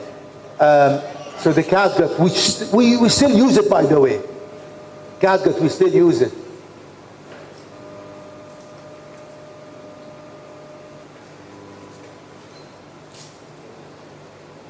Okay. On the other side, you can see here even one of the writer, Fred Raymond, talking about Al-Zahrawi and his achievement. General surgery also, he described the two surra, the umbilical hernia, hydrocele, al-idra al-ma'iyya, al-qila al-ma'iyya, the inguinal hernia, al-fitq al-arabi, call it al-fitq fil-arabiyya.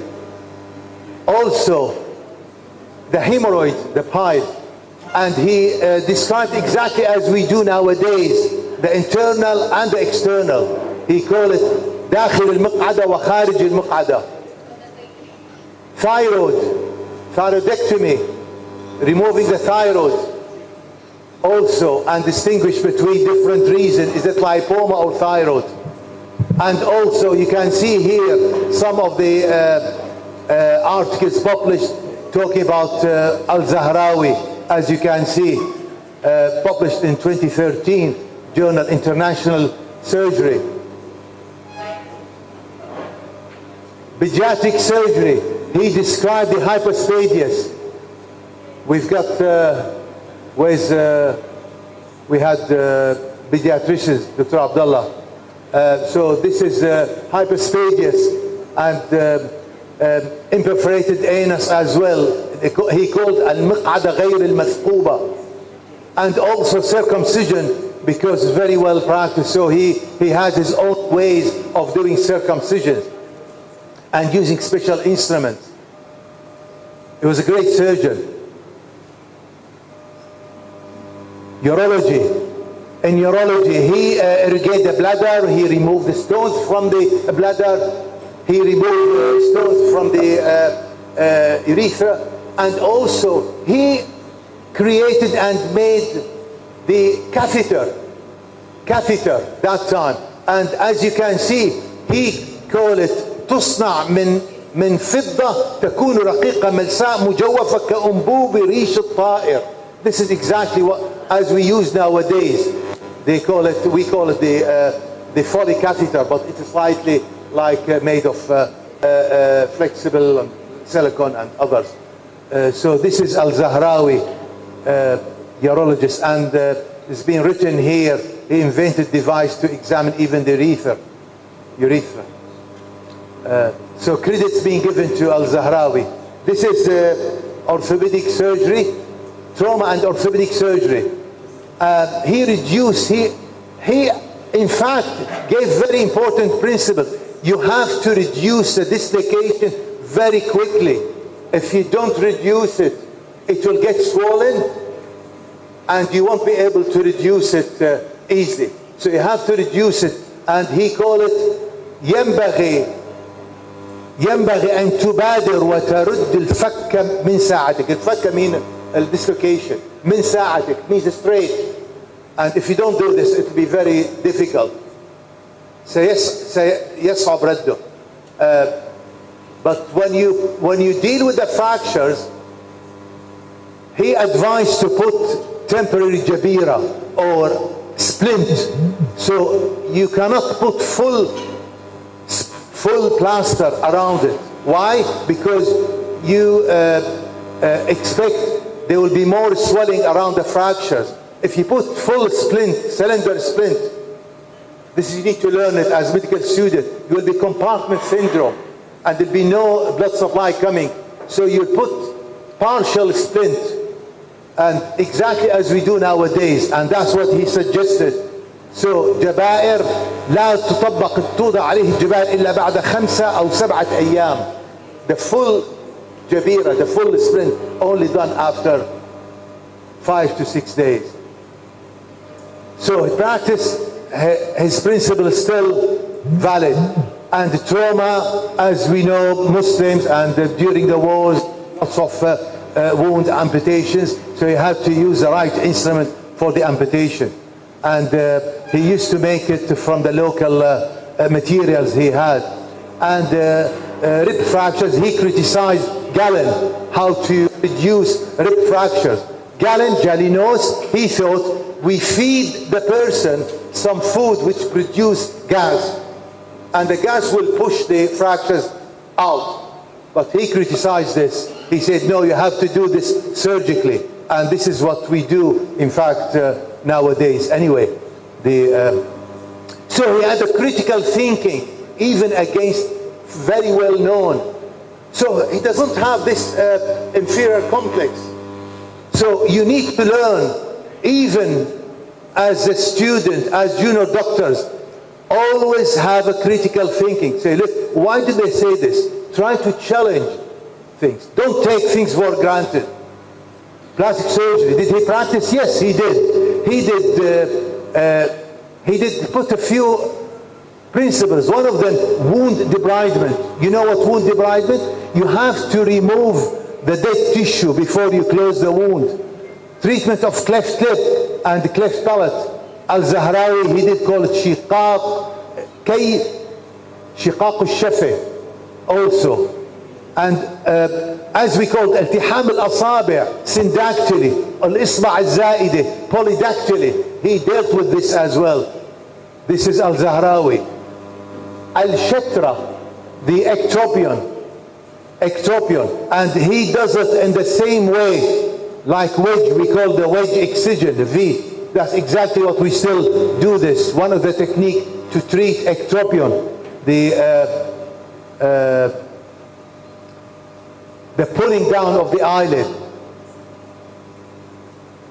Gynecomastia. Gynecomastia is when the enlargement of the male breast, he treated this, and he advised to use the curved technique, C technique, and he drew it actually, as you can see here, put it as shaqqan hilaliyan. That's exactly as we do nowadays to treat gynecomastia. Cancer surgery, do you think he treated cancer? Yes, he treated two main cancers, and he called it saratan, saratan al-fakhidh and saratan al-thadi. The saratan الذي يكون في الثدي أو الفخذ. And he put very important principle. You have to, I'm sorry, it's a bit boring, but we'll try to make it. The main principle, you can't remove the cancer without removing some tissue around it. So you have to make sure you remove some tissue around the cancer. But the main principle is, if the cancer is already advanced, do you still go and remove it? He said no. Why? Because that's what he said. إن كان الورم عظيما لا ينبغي أن يقربه فإني ما استطعت أن أبرئ أحدا منه ولا رأيت قبلي من يفعل ذلك. This is what he said. So I have to be close to change.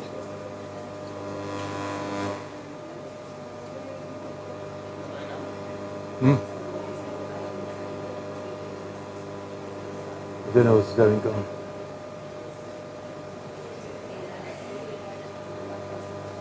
So the tumor is large, advanced surgery is not indicated. And this is what we do nowadays. If it's already advanced breast cancer, you can't go for it. He said, I could not cure any patient with advanced cancer. Vascular surgery, yes, he, as you can see, it's called الفصل التاسع والأربعون. في شق الورم الذي يتعرض قبل الشريان والوريد. This is the دم أبهرية. They call it the aneurysm. And also he discussed this. And there's an interesting book written, they call it Scotch Enlightenment Abroad by Janet Starkey, talking about William. You probably maybe John Hunter. John Hunter is the father of surgery in Britain. This is his brother called William Hunter. And William Hunter, he knew Arabic quite well. So he went visited Halab, Aleppo. And he was introduced to what Abu Qasim did. And he mentioned here, William Hunter research began in publishing, and they called it chapter 49 on aneurysm. ENT, yes. We're talking about ear, nose, throat, ENT. So Al-Zahrawi also did lots of work on ENT. You see, the guy is multi-specialist. The tonsillectomy, he removed the tonsil. He invented the depressor for the tongue depressor. Also,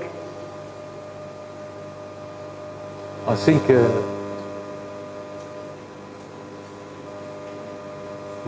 case report, he put case report on, and the follow-up of a lady.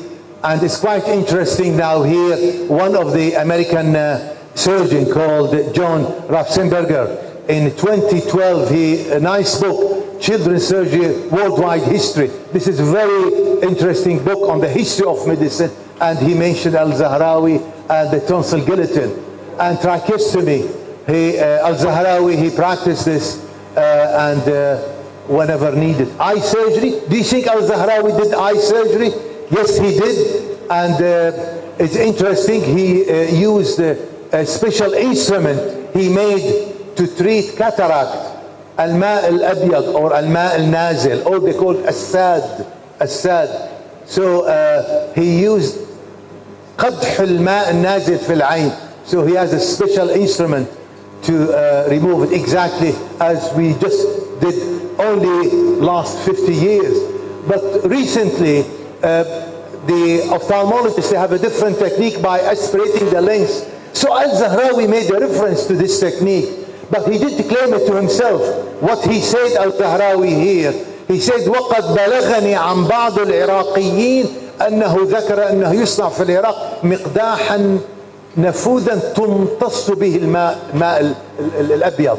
So that's exactly, I had to do a bit of research myself, and it was in fact Ammar bin Ali al-Musalli al-Kahhal in his book Al-Muntakhab fi Ilm al-Ayn, he wrote about this technique. But Al-Zahrawi, this is what interests me, Al-Zahrawi, he never claimed something he didn't do. But he also made a reference for different techniques. This is what other people used to do. And this is the way putting reference. What do we say in علوم الأصول علوم النقل إن كنت مدعيا في الدليل أو ناقلا في الصحة.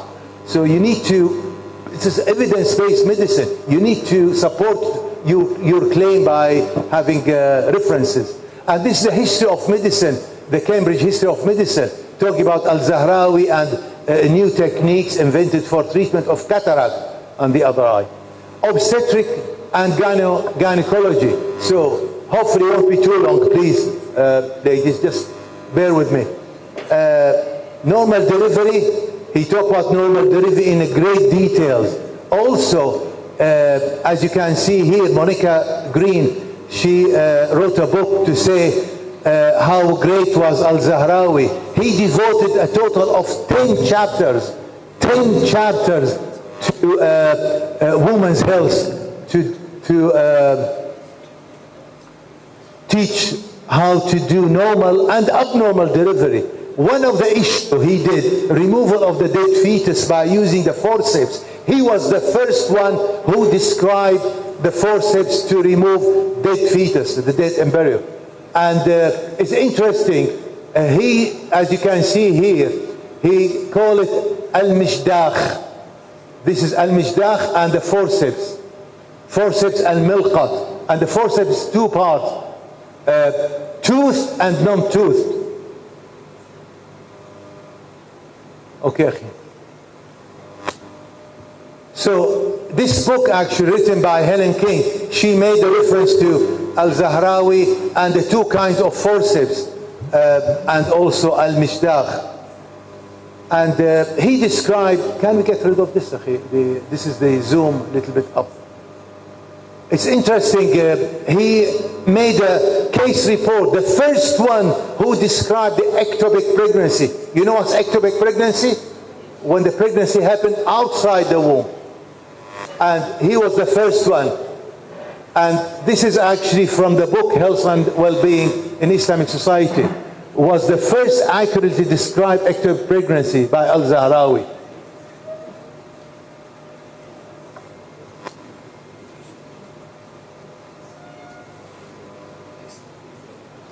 I'm trying to get, I have to be quite close. Dental surgery, he practiced dental surgery, and he was the first to describe wiring loose teeth as we do nowadays and use the arch bars, and also replacing loose tooth by having a small implant from the cow bone. He like created little tooth from the cow bone and put it. And this is a little article by Henry Noble talking about Al-Zahrawi, Al-Bukasis. He doesn't mention transplantation, but give a details method for the successful replantation.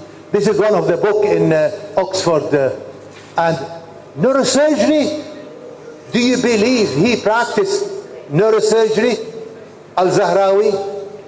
1,000 years ago, in year 1000, by the way, over 1,000 years, because he died in 1013. So 1,000 years ago, Muslim surgeon, he practiced neurosurgery? Yes, he did.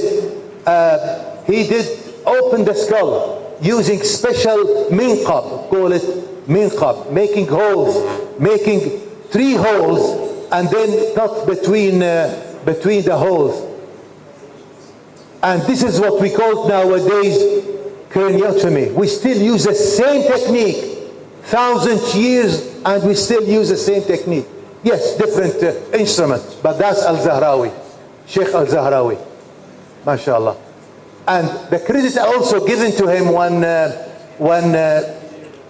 Becker, actually, Louis Becker, he wrote a book on neurosurgeons of the past and mentioned Al-Buqasis and his instrument.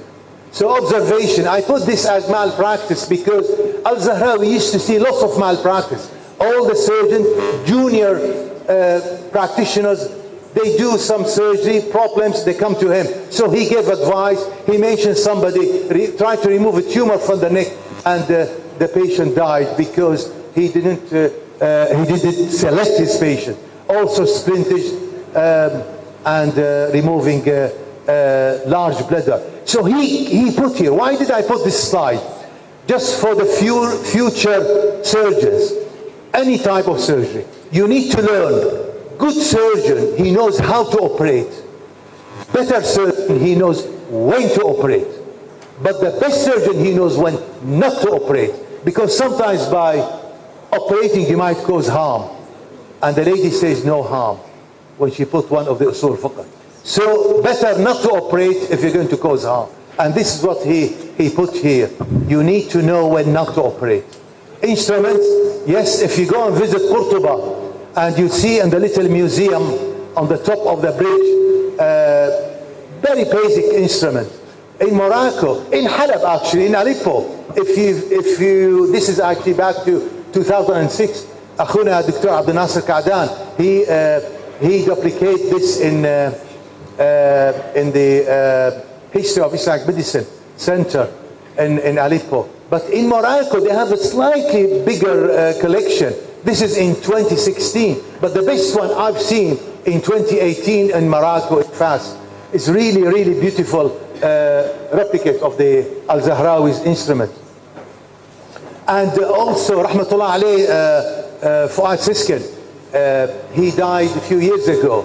He's a Turkish from Kurdish origin, learned Arabic, lived in Germany, and he died. He did lots of instrument on Al-Zahrawi, and this is a beautiful one. Dr. Riyad, you see lots of children. This is what Al-Zahrawi called Al-Mukhadi'a, little instrument to do the circumcision. Fuad Siskin replicated. So you hide the scalp inside by pulling it, and then when you need to use it, so the child doesn't see when you do the circumcision, you just pull it out and use it. So, state of the art, 1,000 years down the line, this is very similar. Nothing changed apart just probably maybe more advanced instrument. But his instrument was really the best on his time. And this is Al-Zahrawi teaching his student Hijama.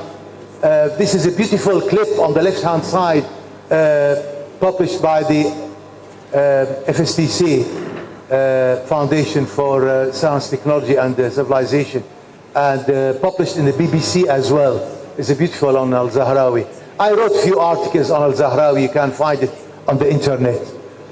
So Al-Zahrawi really was really great teacher, extensive surgical experience, practicing, teaching, training, clinical demonstration, observation, bedside manners, giving lectures, drawing in his book, creating one of the very big comprehensive textbooks of surgery, emphasis on anatomy and contribution to many surgical techniques and instruments, describing many systemic and topical medications. We only touch on volume 30, by the way. All this talk on Al-Zahrawi, only volume 30. So the 29 volumes talking about medicine, topical treatment, obviously anesthesia, how you do things, antiseptics, because you do surgery, you need to prevent infection, and legacy, important. So, history of medicine, this is dictionary of the history of medicine. Interesting book by Subsaston. And you can see here what he said. The Al-Zahrawi, Al-Bukasis, he remained the most used textbook of surgery for almost nearly 500 years in Europe. His book. Pirotta, Al-Zahrawi and Dentistry, Tubb al-Asnan. He said, Al-Zahrawi, his work greatly influenced European dentistry. John Refsenberger, in 2012, he said, Al-Bukasis, he wrote one of the most remarkable quoted surgical textbooks of all time, And also, he said, our experience as, his own experience of practical surgery described specific operation and instrument in general detail. And he tried to tell us, actually not somebody talking about medicine without practicing. By the way, there is quite a few Muslim physicians who talk about medicine, but they never practice medicine. Mention medicine, but they are not really physicians. Al-Zahrawi, he's a surgeon, he made his own instrument, he practiced over 50 years, by the way. He died when he was 77. Ethical code, we mentioned the history of medical ethics. So, one of the nice book, Akhlaq al-Tabib, Ethics of Physician, by Al-Razi. As you can see here, lots of characters of what physicians, Muslim physicians need to be. You need to look after yourself, your health, your knowledge, having good manners, confidentiality, respect others, patients and colleagues, having good faith, Allah subhanahu wa ta'ala, have the right treatment. And another book, Firdaus al-Hikmah, al-Tabari, also on medical ethics. Also, one of the sisters mentioned, Ishaq al-Rahawi, he put here the ethics of physician, Adab al-Tabib. Al-Zahrawi himself, he mentioned here, keep away from anything which may negatively affect your reputation in the life and the hereafter. Yeah. ينبغي لكم أن تبعدوا عن ما يخالف أوامر الله سبحانه وتعالى. I wrote a little article on medical ethics in Islamic history. And this is published probably 20 years ago in the Jishm. Jishm is actually published in Istanbul now. Journal of the International Society for History of Islamic Medicine. Again, if you really would like to know a bit more on the history of Islamic medicine, please come to me. Because we'll be having some projects, inshallah. We'll talk about it as in Dr. Riyadh later on. So we'll take this forward. We don't want to lose what we've done, the workshop today. We need to take this forward, inshallah. I'm sure there's plenty of talented people here, sisters and brothers, and I'm sure we can do more, inshallah. Health education, what we've done, teaching doctors, teaching general doctors. Now we need to know, some of them actually, like Al-Razi, he wrote a nice book called من لا يحضره طبيب. من لا يحضره طبيب, the medical guide for public when physician is not available. So what would you tell? Somebody is a remote village on the top of a mountain. They can't reach, there is no doctor. So the few ideas. And the last thing, influencing medical education in Europe. Al-Tasrif, Al-Zahrawi, his book kept till almost, as we say, 600-700 years in Europe. And translated in many languages. Al-Qanun fi al-Tibb, Canon of Medicine, Ibn Sina, he wrote a book, 7 volumes, almost like 1 million word, Prince of Physicians. Al-Hawi, this is the book written by Al-Razi, mashallah. As you can see here, Al-Hawi, this is actually interesting because if you had a chance to go and visit the medical school in Cambridge, you see this in one of the little stained glass window on the medical school. This is say Kitab al-Hawi Bismillah ar-Rahman ar-Rahim. It's still there in the medical school in Cambridge. And many articles published in the British Medical Journal about the history of medicine, and many books on the history of medicine.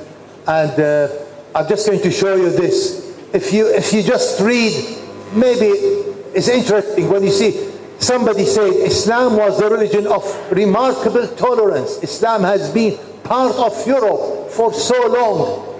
Islam contributed so much towards civilization. You mean the Western civilization. Islam is part of our past and our present. Who's saying this? This is in fact,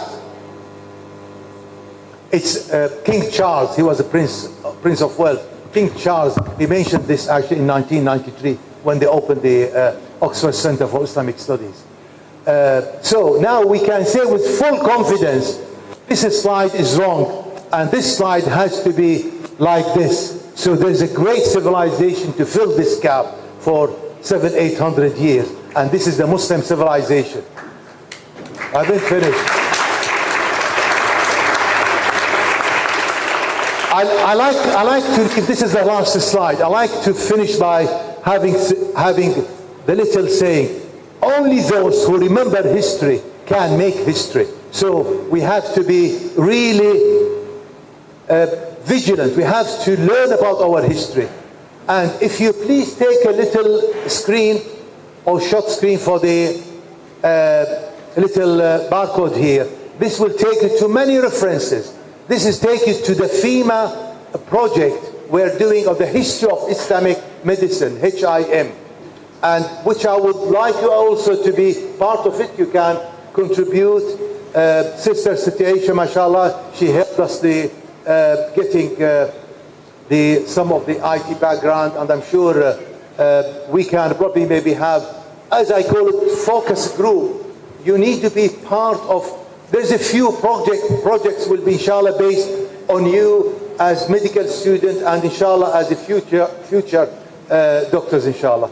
Jazakumullah khair. I'm really sorry for being slightly bit long, but I thought it's nice to give you full lectures. Jazakumullah khair. Assalamu alaikum.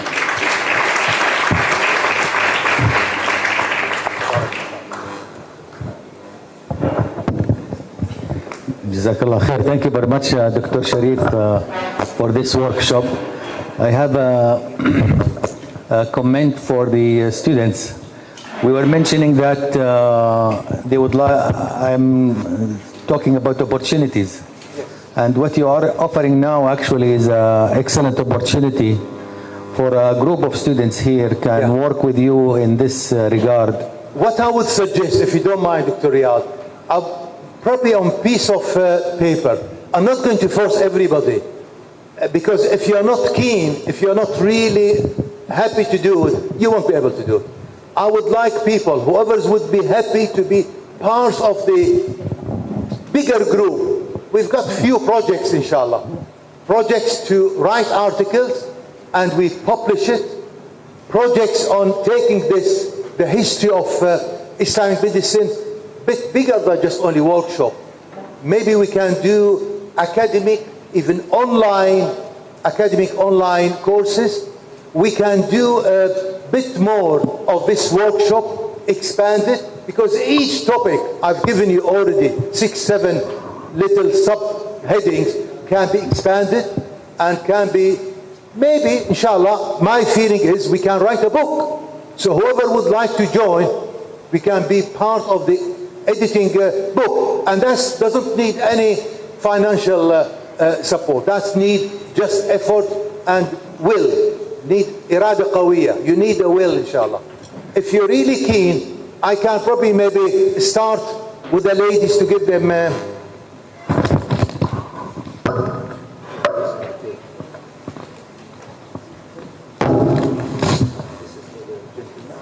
we start from this. So just put the name, email and mobile number. We start table by table. Whoever would like to be part of the focus group, we call it focus group, we'll start maybe as a little maybe WhatsApp group to start with, and we exchange ideas. And if you would like to be part of the HIM, you'll be very welcome to do so. So this is something, at least I've discussed with Dr. Riyad, if we get something practical out of this, inshallah, workshop, that will make my visit really worthwhile, coming all the way from England. Probably there are some students, they would like to have some idea before they engage. Yeah. So Dr. Sharif will stay with us, inshallah, the days of the camp. So if you please maybe fill, whoever would like, just the people would like to, just put the name, mobile number so we can add it to group, and the email if you wish. But definitely the name. Maybe good idea just to stay which country you're from. Is that okay? So name, number, and email, please.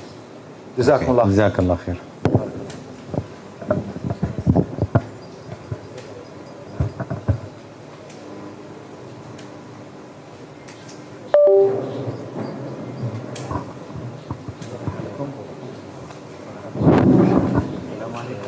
Just by the way, I'm sorry, I didn't. I'm sorry. Is there any burning question? I'm sorry, I don't want to be the only person to talk. Is there any burning question? Like, we're just behind time, so 2 questions, 3 questions maximum. Tafadhal akhi. Sorry. Just tell us who you are, where you're from. Yeah.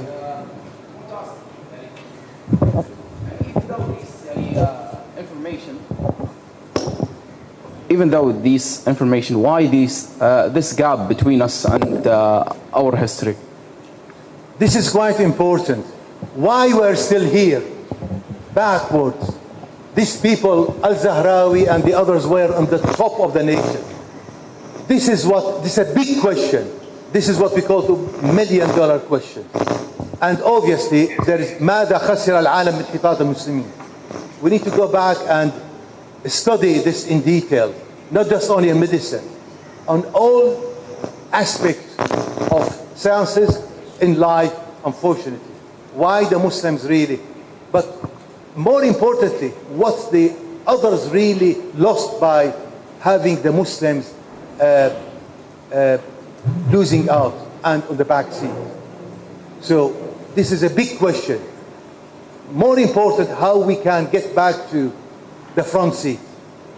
This is more important, because we're just discussing earlier, why do we need to study? Do you really need to go to the history?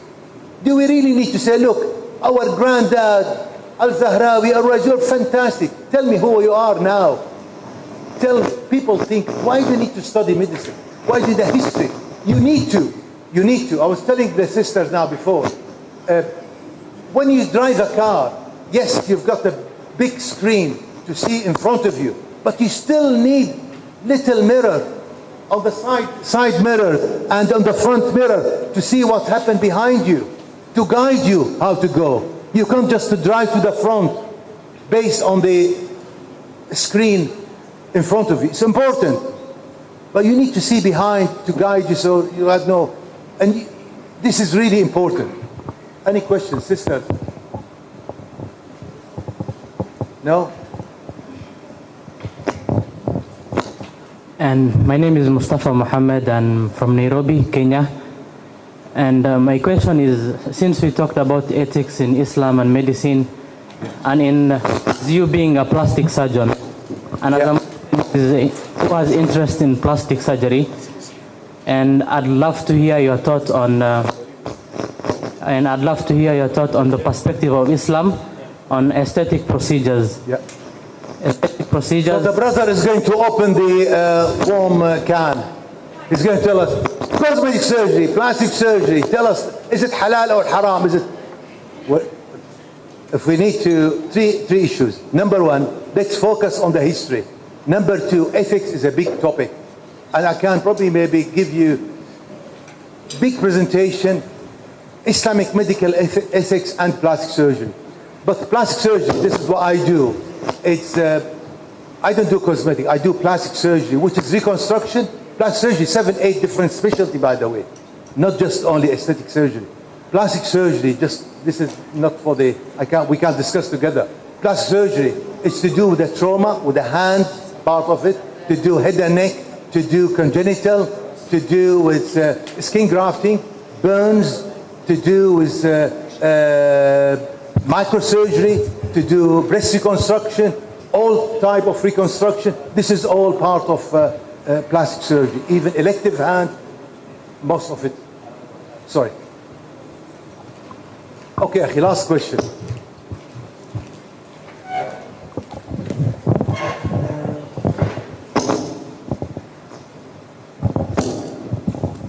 Assalamu alaikum wa rahmatullahi wa barakatuh. Thank you very much, Prof, for the insightful presentation. Now, we realize that Al-Zahrawi did a lot of interesting things. Perhaps when you talked about the plaster of Paris for fractures, I was wondering why did these guys have to name it fracture of Paris, not even maybe Zahrawi or what? My question is how we as medical students, how can we further this knowledge and bring this to light? Because I didn't even know anything about Zahrawi. Now for the upcoming medical students, what can we do for them so that they can also gain from this? I don't know what you mean.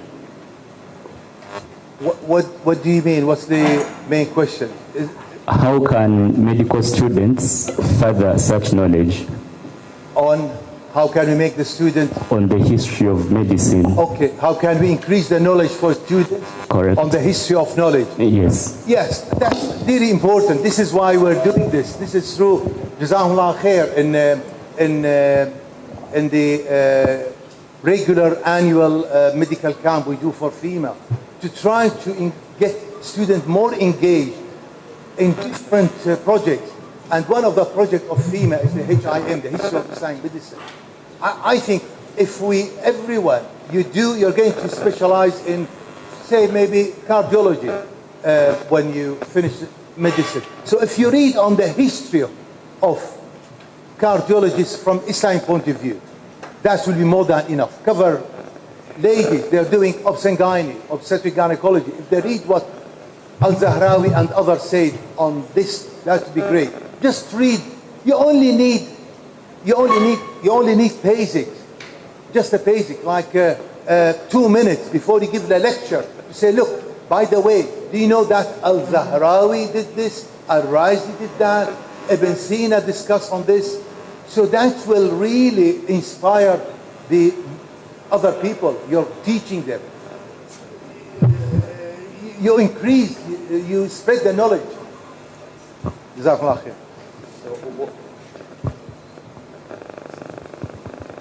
One time I was in the International Cardiology Symposium, and one of the main speakers, he mentioned about the circulation and William Harvey.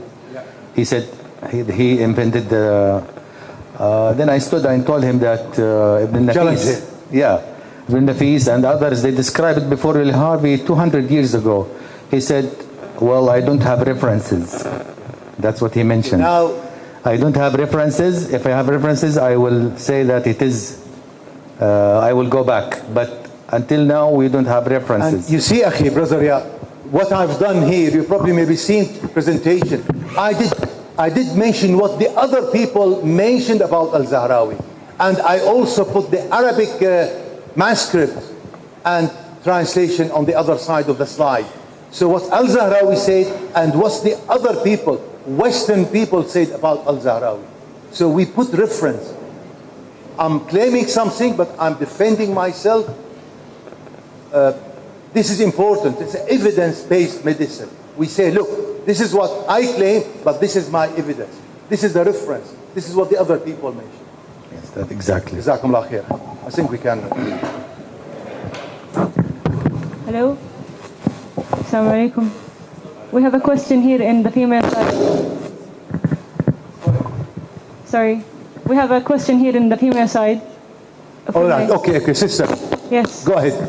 So the question says, how us as a Muslim physician goes in line with the Islamic medicine without feeling as putting in a box. Whenever we speak about Islamic medicine, people perceive us as some. I'm going to be frank when I say maybe they feel like we are backward. People have already. Yeah, I know what you're trying to say, sister. I think the word Islamic medicine being slightly misconception because in the subcontinent, in India, Pakistan, they call it Tubb al-Yunani. And I'm not talking about, when I mention Islamic medicine, it's not just only using herbs, using habba sauda, using ginger, it's not just only the treatment. No, it's a big package, holistic approach. It's taking the whole package, how to treat, how to approach mentally, physically, ethically, and also part of it we mentioned on the history. And this is why the talk today focus on the history. Day after tomorrow will focus probably on the ethics. Other day, inshallah, Sister Nabila will tell us about the psychological side, mental health. So this is it's a full package.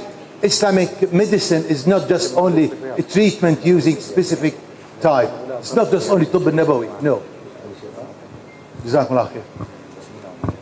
Okay.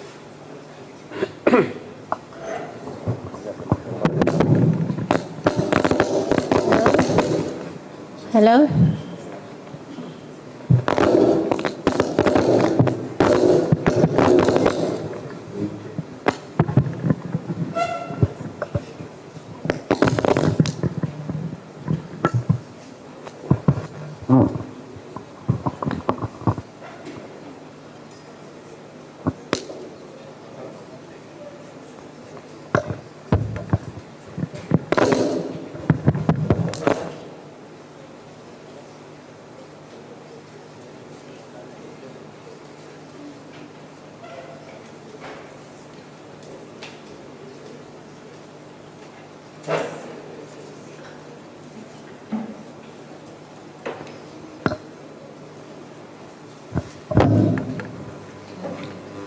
Assalamu alaikum wa rahmatullahi wa barakatuh.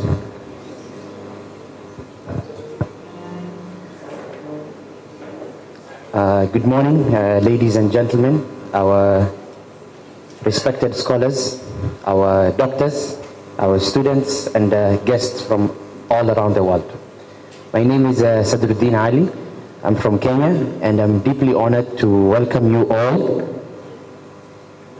to this historic event. It is the 23rd International Camp for Medical Students taking place for the first time in Kenya. I will be co-hosting this opening ceremony with my colleague, Ayan Hassan, and together we are grateful to stand before a gathering of brilliant minds, devoted mentors, and future leaders in medicine. To each and every one of you who has traveled long distances across many countries, continents, and time zones, we would like to officially thank you for being here, and your presence really reflects the spirit of unity, knowledge, and purpose that this camp was built on. So before we start our opening ceremony, I would like the following 7 distinguished individuals, our guests, to come forward and take their seats at the high table. So I'll start by Dr. Riyad Abu Sulaiman. You can come on stage.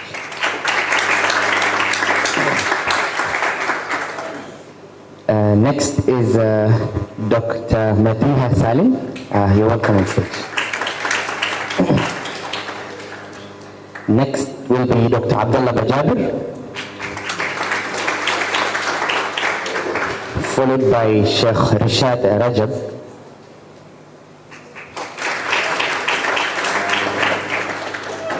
Mr. Martin Jira. Mr. Martin Jira.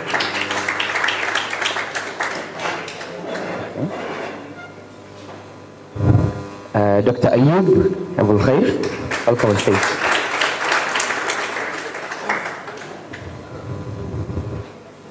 And we also have Sheikh Istanbul, welcome on stage.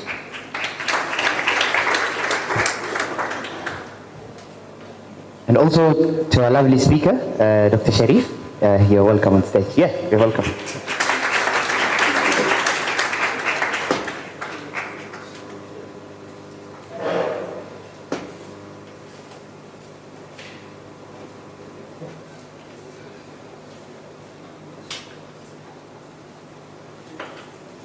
So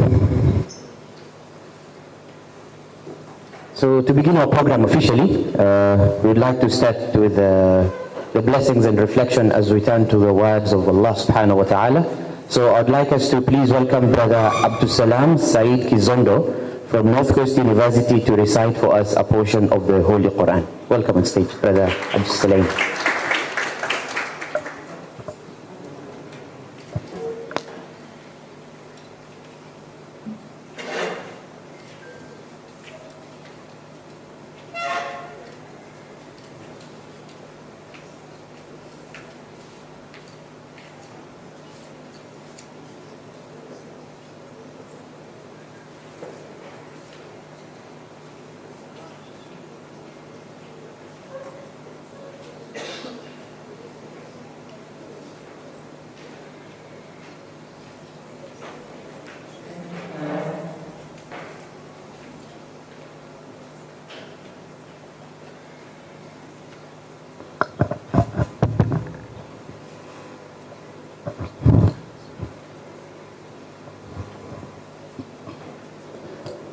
أعوذ بالله من الشيطان الرجيم يوم تجد كل نفس ما عملت من خير محضرا وما عملت من سوء تود لو أن بينها وبينه أمدا بعيدا ويحذركم الله نفسه والله رؤوف بالعباد قل إن كنتم تحبون الله فاتبعوني يحببكم الله ويغفر لكم ذنوبكم والله غفور رحيم قل أطيعوا الله والرسول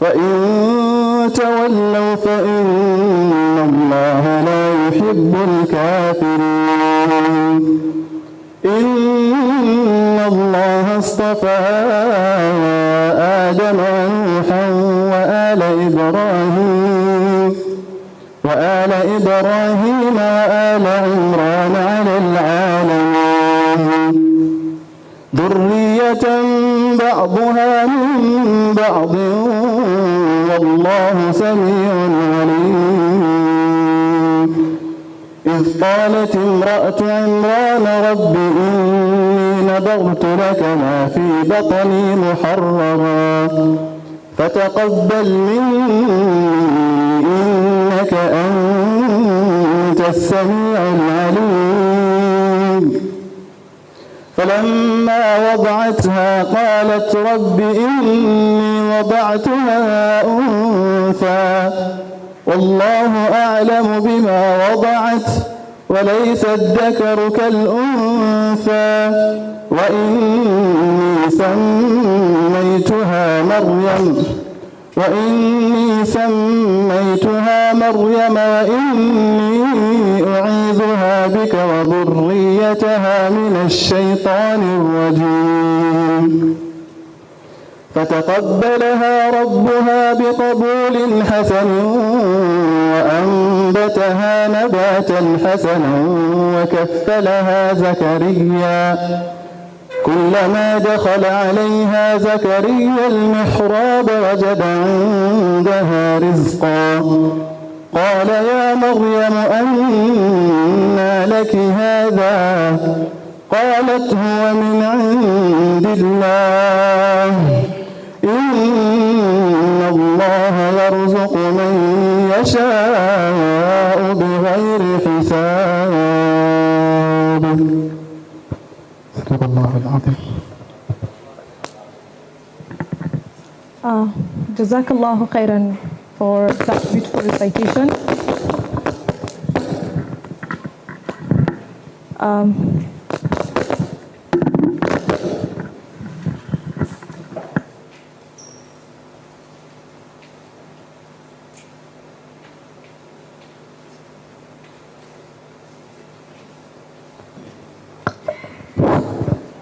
Jazakallahu khairan, Abdusalam, for that beautiful recitation. My name is Ayan Hassan. I'll be the co-moderator with Sadruddin for this session. Once again, I'd like to thank you guys very much for making your way here and joining us for a beautiful week, inshallah. Next, I would like to welcome Mr. Martin Jira to welcome us officially to this venue and introduce the wonderful team behind the scenes and introduce the team that has opened their homes and hearts to us for this week. Thank you very much. Assalamu alaikum. My name is Martin Jira. I am the marketing manager at Rockwood Hotel. And on behalf of the entire management, board of directors, and staff of Rockwood Hotel, I'd like to take this opportunity to welcome you to this lovely resort. I understand it's been a long period of planning and arranging for this event. And just to take a few minutes of your time, I'd like to introduce my team, which is behind the scenes. I have my colleague with me here. This is Tracy Mao. She's my colleague. She's the reservations and front office manager. She's been playing a very important role in making sure that this event is happening well as per your requirements and demands. Thank you very much. I would also like to recognize our general manager in absentia. His name is Mr. Zamir Khan. I think we've met him, we've had some meeting with him. He's also played a very crucial role. Our directors, Mr. Aman, our chairman, Mr. Salim Melo, without forgetting him, he's really helped us a lot to make sure that this event goes as we expect. And just to give a little brief of how the days will be going, I've been informed that the ladies will be having their all the teas will be served from this hall. I mean, they'll be set up so that we do not interfere with the program, as in we have a smooth running of the program. So all your teas will be served from here, starting this afternoon. So I believe that will give us a wonderful time. And again, we know we're in Mombasa. We've traveled from different parts of the world, different parts of this country, to come and make sure this event is well. We in Mombasa, we would like you guys to work a lot. As much as you're here studying, you have your objectives, but also spare time to enjoy the sea, enjoy Mombasa, and enjoy our culture as well. I'm not going to take much of your time. I wish you a wonderful event. Enjoy, and we're going to achieve our goals, inshallah. Thank you very much, and God bless you.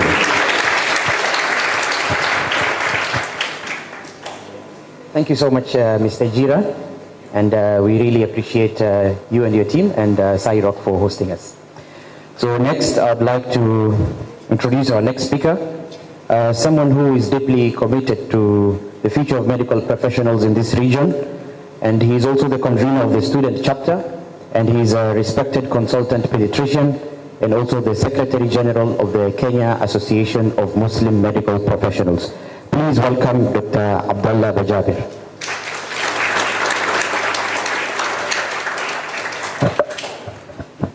Assalamu alaikum wa rahmatullahi wa barakatuh. I think I had opened initially, but I'll just read something so that keep my line of thoughts together.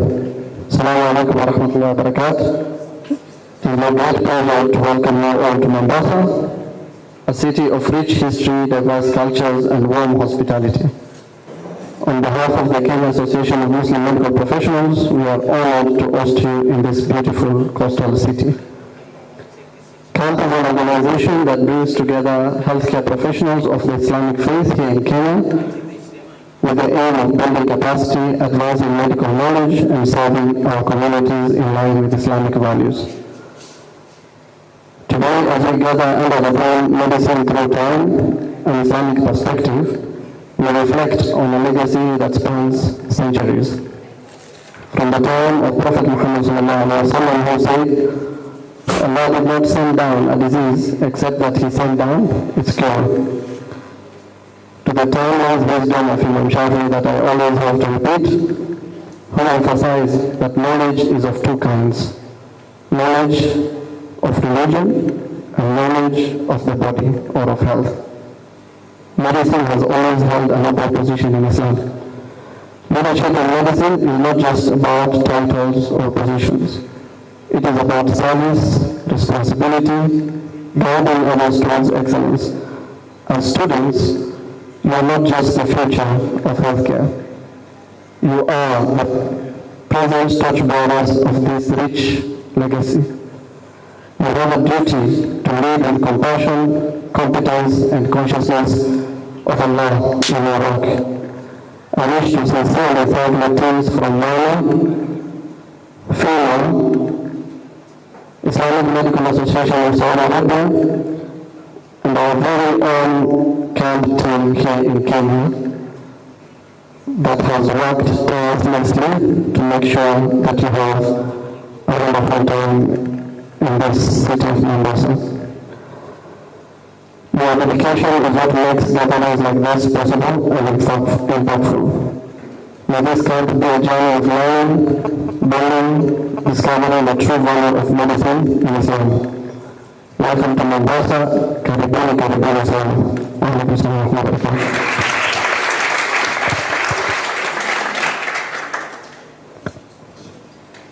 Thank you, Dr. Bajabir, for your leadership, vision, and for empowering the next generation of Muslim healthcare professionals.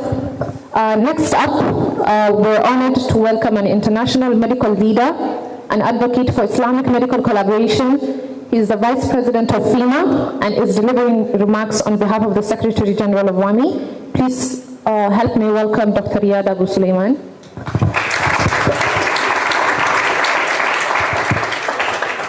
Assalamu alaikum wa rahmatullahi wa barakatuh. On behalf of the Secretary General of World Assembly of Muslim Youth, WAMY, I am presenting his greetings and blessing for this 23rd camp. As you know, WAMY is supporting the student chapter in FIMA, and alhamdulillah, this is the 23rd international camp for medical students.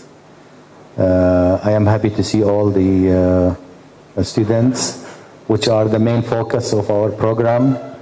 With the help of our seniors and supervisors, international speakers, and guests, we will be able to have a wonderful week, inshallah, for the sake of, I am happy to see all, for the sake of this, the objectives of this student chapter, inshallah. Wassalamu alaikum wa rahmatullahi wa barakatuh.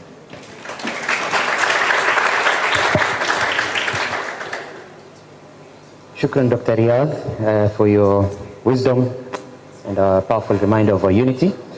And we are really honored by your presence. So next, I would like to welcome a renowned medical expert coming from the holy city of Medina. He serves as an oral and maxillofacial consultant, and he is also the head of department at King Fahad Hospital and also a board member of IMAKSA, the medical chapter of WAMY. Please join me in welcoming Dr. Ayyub Abul Khair.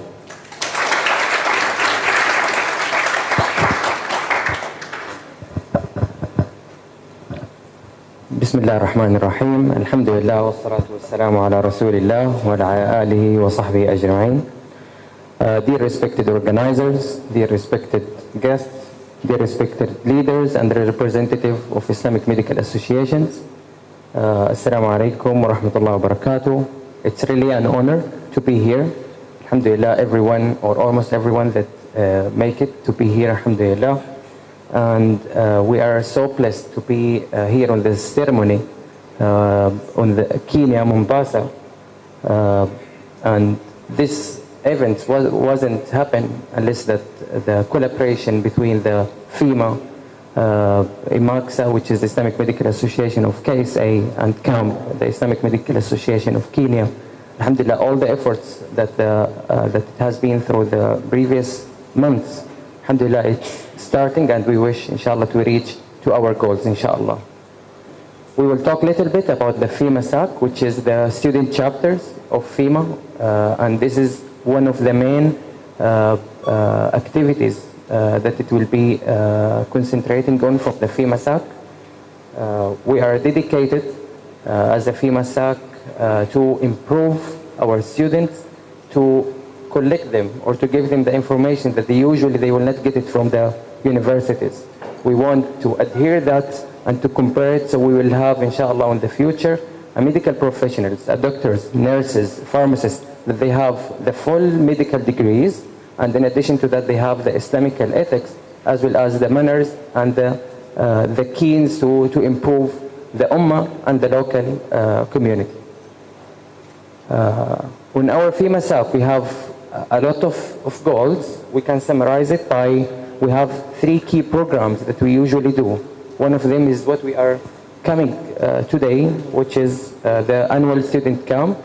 We are doing it yearly by yearly. Alhamdulillah, we didn't stop for the last 23 years, maybe only 1 year that we stopped, and we had a virtual during the COVID pandemic. Then we have the annual Umrah. We usually do it every year, alhamdulillah, also. We used to have male and females on the same Umrah. Since last year we changed, so we made last year a female group, and inshallah in the coming year we are expecting a male group that they will come for Umrah, inshallah. And we have a monthly Inspire meeting, which is usually a student meeting that we are doing it on the last Saturday of every month. And by this Inspire meeting, we have a continuous connection and a continuous improvement and collaboration and a connection with the expert. We usually bring, mashallah, an expert from FIMA, Dr. Sharif, also one of our hosts that he gave us lectures, and we are encouraging everyone so to get connected through the FIMA SAC, inshallah, Inspire series. And this is one of the important programs that we want to everyone to get engaged, and we are sure that all of us will get benefits, including even the organizers and the student as well.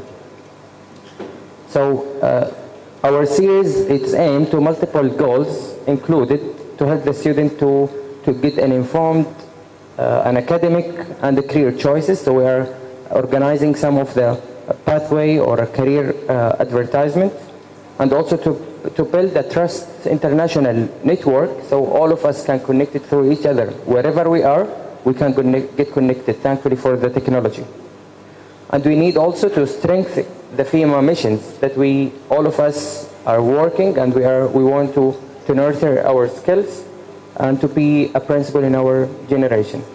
All the topics were carefully selected and carefully studied by our chairman, Dr. Atallah Rahali, that he is sending all the salam to all of you. And imagine that from 42 countries, what if we get the 5-10 students from all these countries? What the things that we can accomplish? So we also, again, we are strengthening and we are reinforcing about the importance of the series that we are implemented. And inshallah, with your cooperation, with your efforts, we inshallah can make a lot of projects, a lot of things that they can improve us, improve the community, and improve the ummah overall.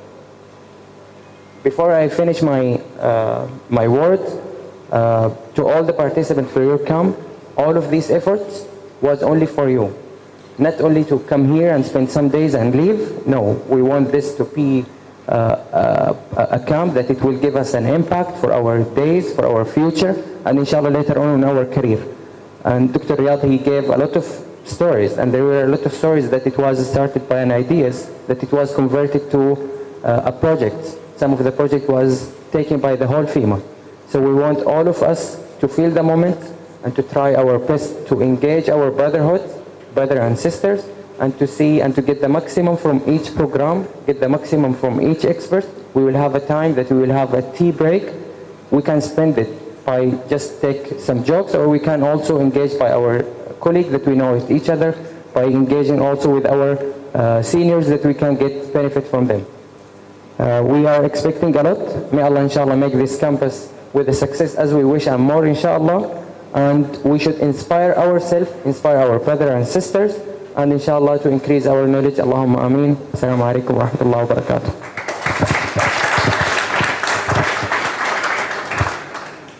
That was Dr. Ayub. Thank you, Dr. Ayub, for your wisdom and sharing your journey with us.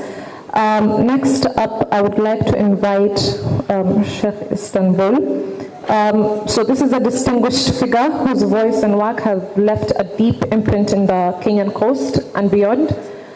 He's a respected historian, media personality, and a researcher, known for his compelling storytelling and deep cultural insights. He currently serves as the director at Saudi Yapwani FM, a leading Islamic radio station in Mombasa. Please join me in welcoming Sheikh Istanbul to the stage.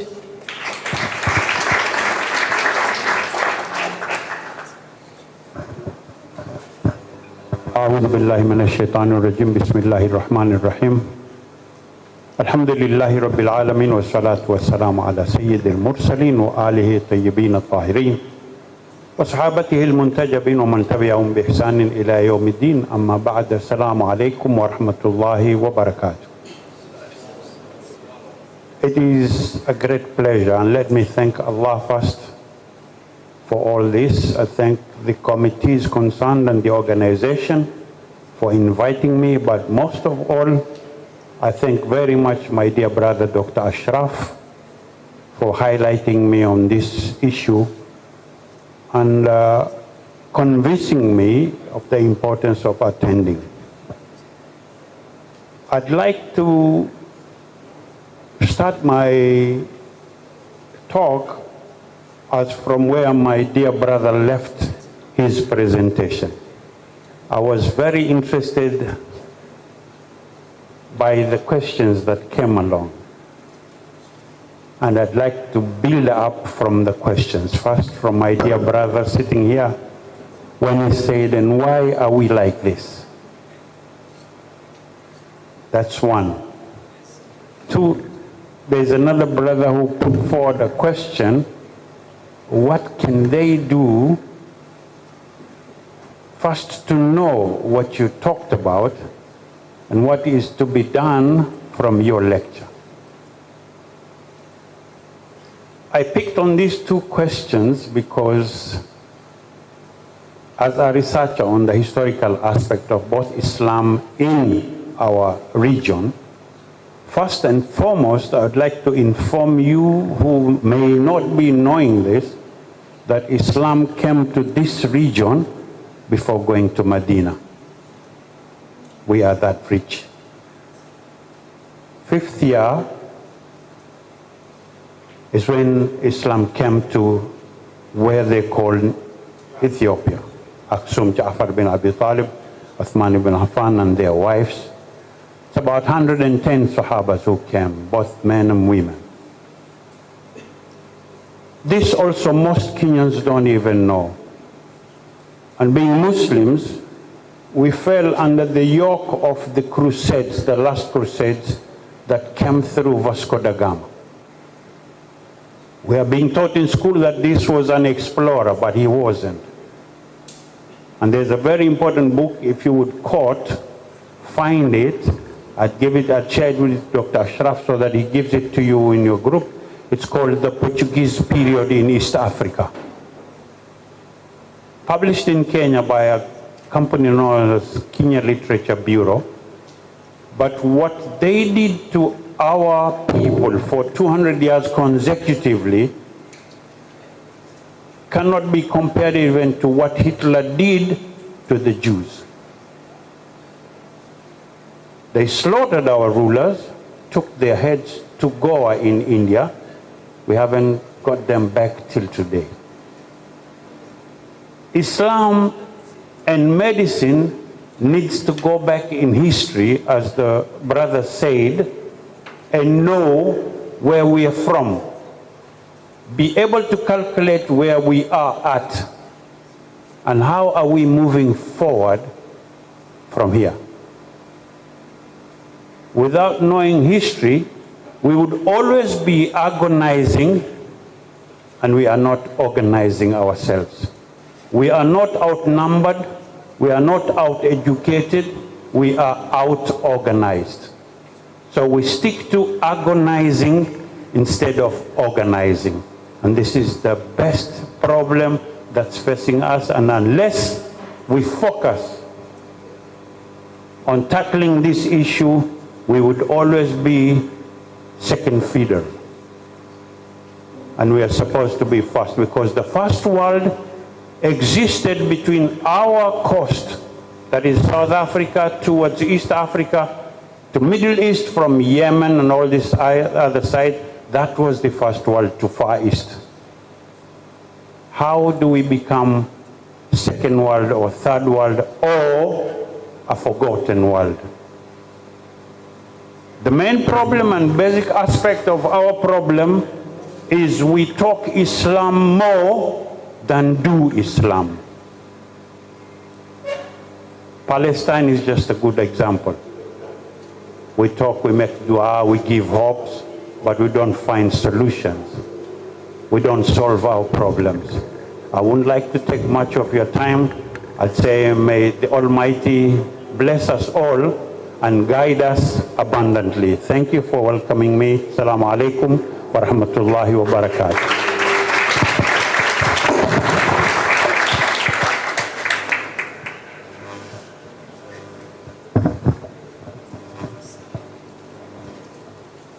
Thank you so much, Sheikh Istanbul, for always connecting us, reminding us of our roots, and we really appreciate you for being here. So next, we call upon our next speaker, who is a scholar and a teacher, who has mentored generations of students and continues to serve with humility and excellence. He is the principal of Sheikh Khalifa Secondary School, and also a graduate of Medina University, and one of our key partners through the community service program.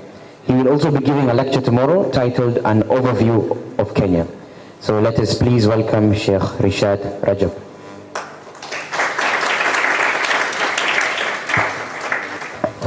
السلام عليكم ورحمة الله وبركاته. الحمد لله الواحد الأحد الفرد الصمد الذي لم يلد ولم يولد ولم يكن له كفوا أحد. يا حي يا قيوم برحمتك نستغيث يا ذا الجلال والإكرام إلهنا إله كل شيء. اللهم صل على سيدنا محمد وعلى آله وصحبه وسلم. Amma ba'd, the beauty of not knowing you're going to speak is not preparing a speech. And the beauty of not preparing a speech is an opportunity to speak from your heart. Distinguished organizers and guests, would like to welcome you to Mombasa, Alhamdulillah Rabbil Alameen, much as I'm not the governor. Secondly, since we have students in front of us, Alhamdulillah Rabbil Alameen, who are pursuing a very important field in the history of the world, Alhamdulillah Rabbil Alameen. Imam al-Shafi'i says, لا يخلو القرية عن عالمين عالم في الفقه وعالم في الطب. Says a village, if it doesn't have, or everybody else, it shouldn't miss two scholars, the scholar in fiqh and the scholar in medicine. That is how important students of medicine are in the world today. Medicine is a wonderful field, mashallah. From Doctor, we've seen the history and how Islam has really played a major role from the medieval era to today, Alhamdulillah Rabbil Alameen. And we've just realized through proof that there's never been a gap, Alhamdulillah Rabbil Alameen. So questions that have been asked, where did we lose it? Where did the rain start beating us? How come we are here and we had Ibn Sina, we had Razi, we had Zahrawi? What happened? I think what we really need to do is adopt the ethics, the knowledge, the experience, the practice that they did into the medicine, into the way we as doctors practice today. We as students profess this and face this field today bi-idhnillah al-kareem, so that you can not only replicate what they did, but also probably come with something new in this era of technology and civilization bi-idhnillah al-kareem. You have a choice to be a doctor who is a Muslim or to be a Muslim doctor. And there is such a big difference between the two. You have a choice, I repeat, between being a doctor who is a Muslim and a Muslim doctor. There is a big difference between the two. If you are going to be, and I will urge you to be a Muslim who is a doctor. That way you will be able to practice Islam before medicine, and that will make your profession, you as a doctor, a very successful doctor. And maybe we will stop going to India or France or other European countries to seek medicine, and we will start going to Islamic countries to actually get cure and take our sick bi-idhnillah al-kareem. With those few remarks, may Allah bless this occasion. May Allah bless everybody involved. Shukran wa jazakumullah khair.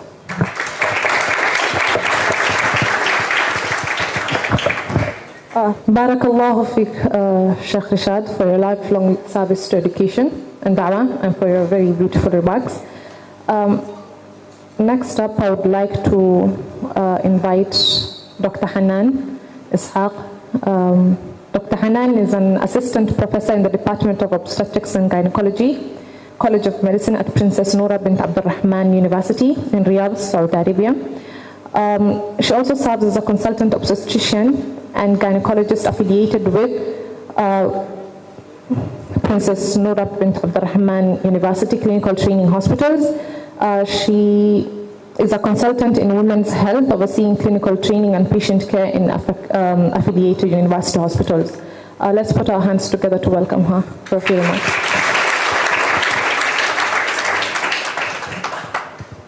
Assalamu alaikum wa rahmatullahi wa barakatuh.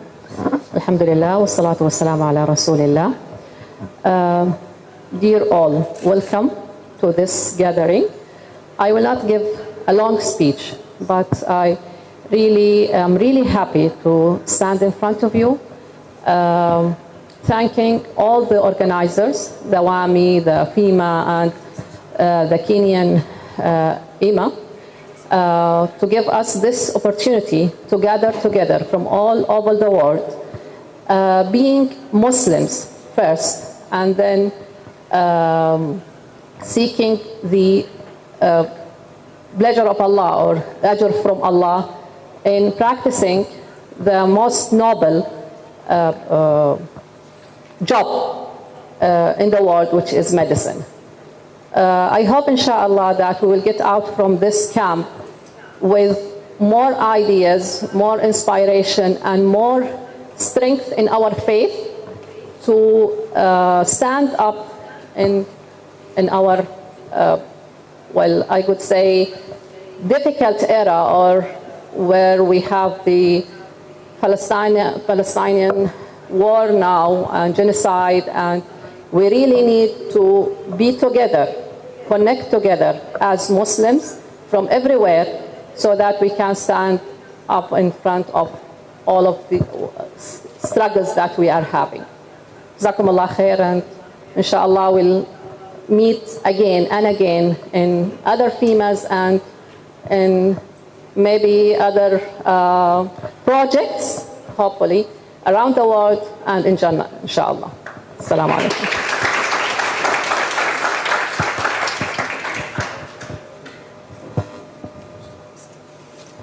Thank you so much, Dr. Hanan, for joining us today. It's a big honor to have you here with us.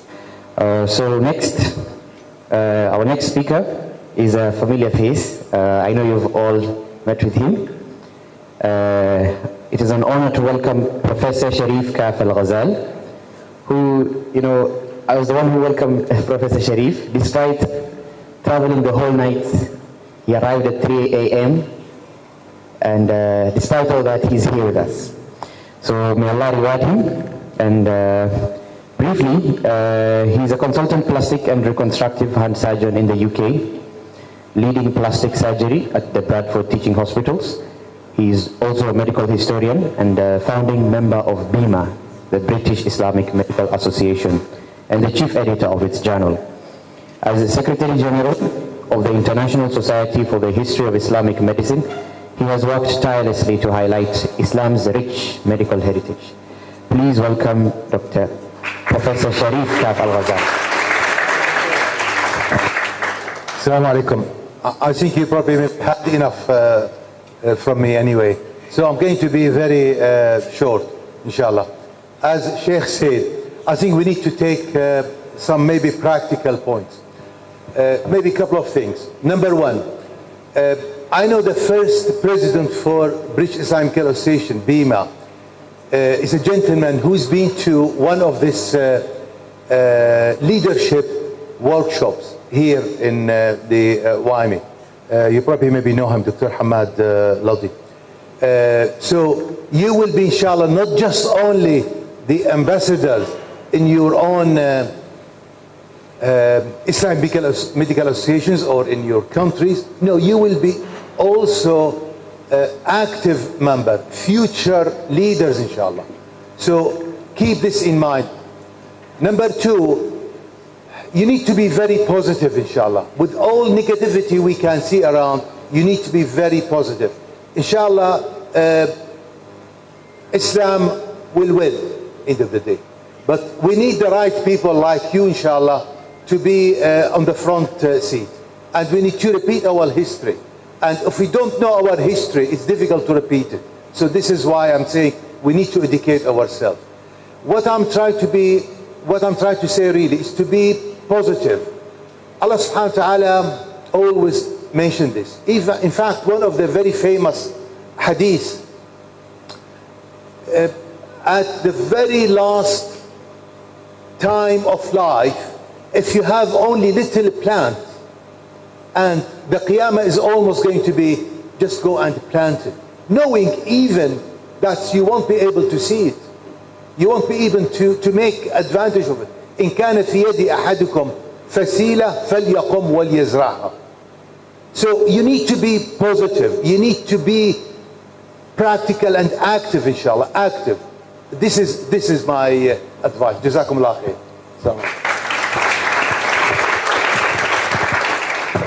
Jazakallah khairan, Prof. Now, finally, for the moment we've all been waiting for, we're honored to hear from our chief guest, Dr. Madiha Salim. She's a role model to many, a distinguished healthcare professional and a passionate advocate for excellence in medical education and leadership. Please welcome Dr. Madiha Salim for her keynote speech.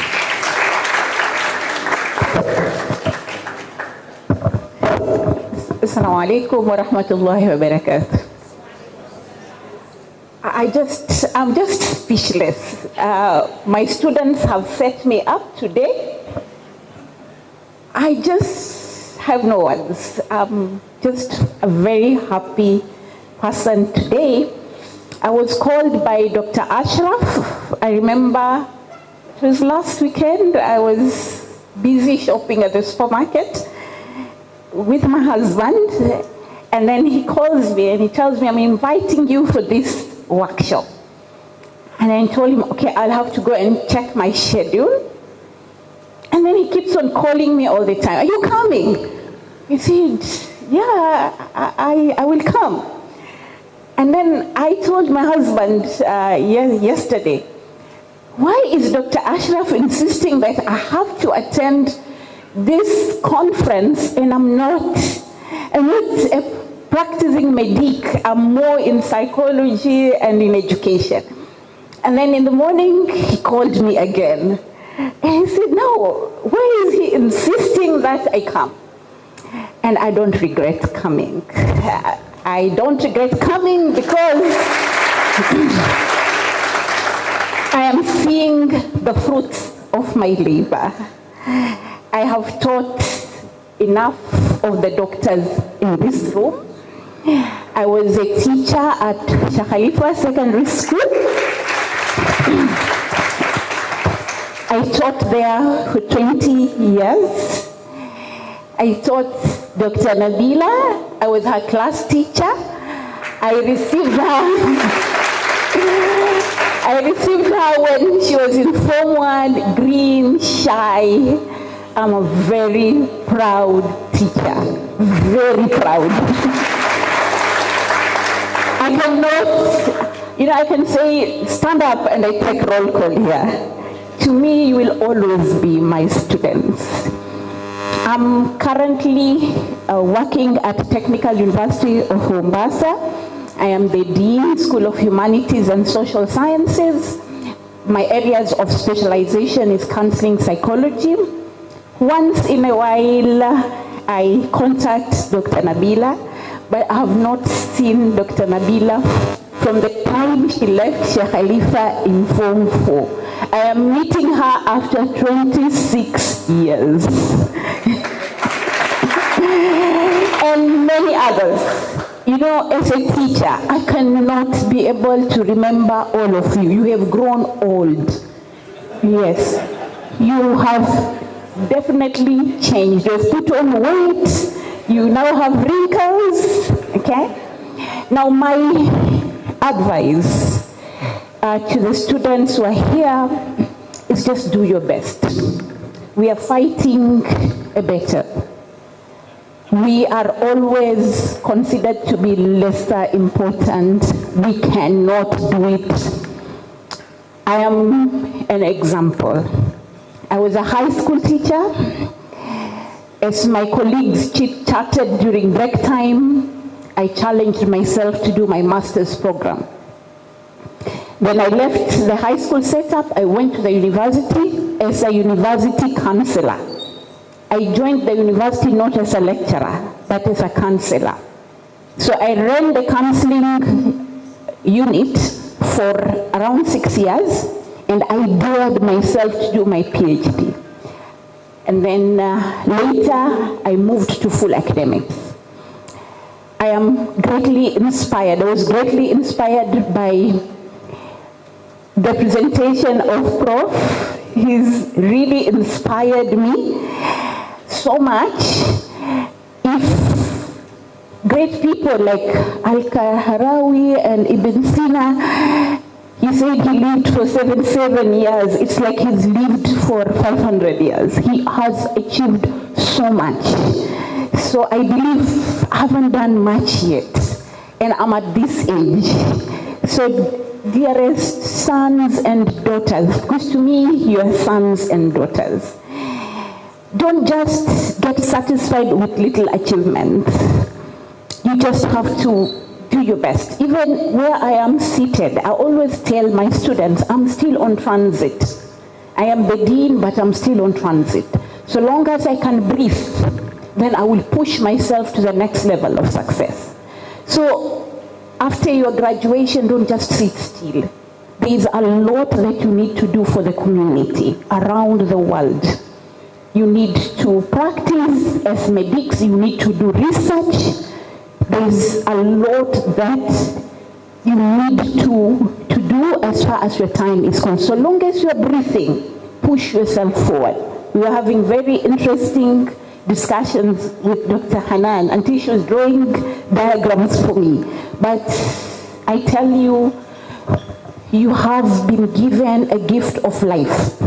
Allah has given you a gift of life. Do not leave this world until you have made a huge impact like these great scholars. And it should not be an effort of one person. We need hundreds and thousands of Ibn Sina, we need hundreds and thousands of Al-Kahrawi and the rest. Then we will be felt, and then we'll make a difference. Otherwise, thank you so very much. And this has actually been a huge surprise. Shukran. Please also one of them. I want to take a photo. Take a photo.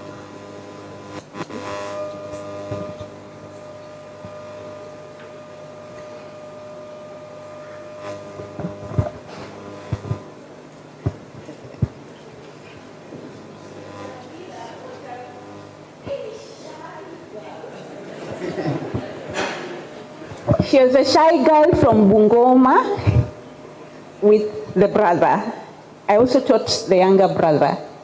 So I just want to give her a hug for this, and take a photo because I need to share it. We have a group of teachers that we still engage. I want to show them my baby has grown into something.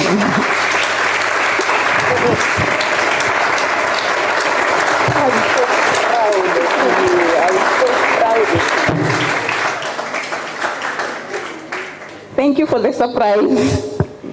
Shukran.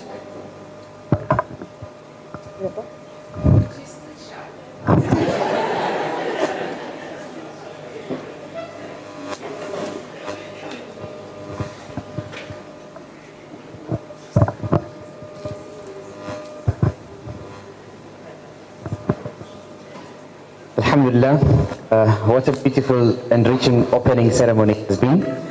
On behalf of the organizing team, I want to sincerely thank our speaker, Dr. Badiha, for her inspiring words, as well as all our incredible speakers who have taken the time to share their wisdom, their experience, and encouraging us today. So to all student delegates and guests from across the globe, thank you for being part of this historic moment. And this is the first time the camp is being hosted in our country. And we hope our country and its people reflects in every part of your state. And for now, we are about to move on to two very important things.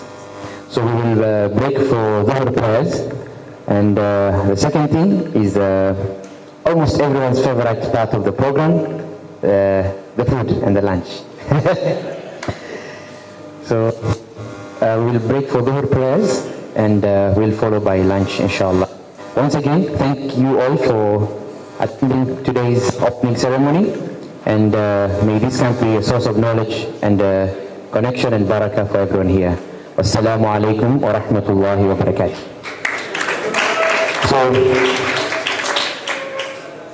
So before we break, we will have our speakers will have a group photo, and then we can break. Let's just be patient a little bit. I know we're waiting for the food.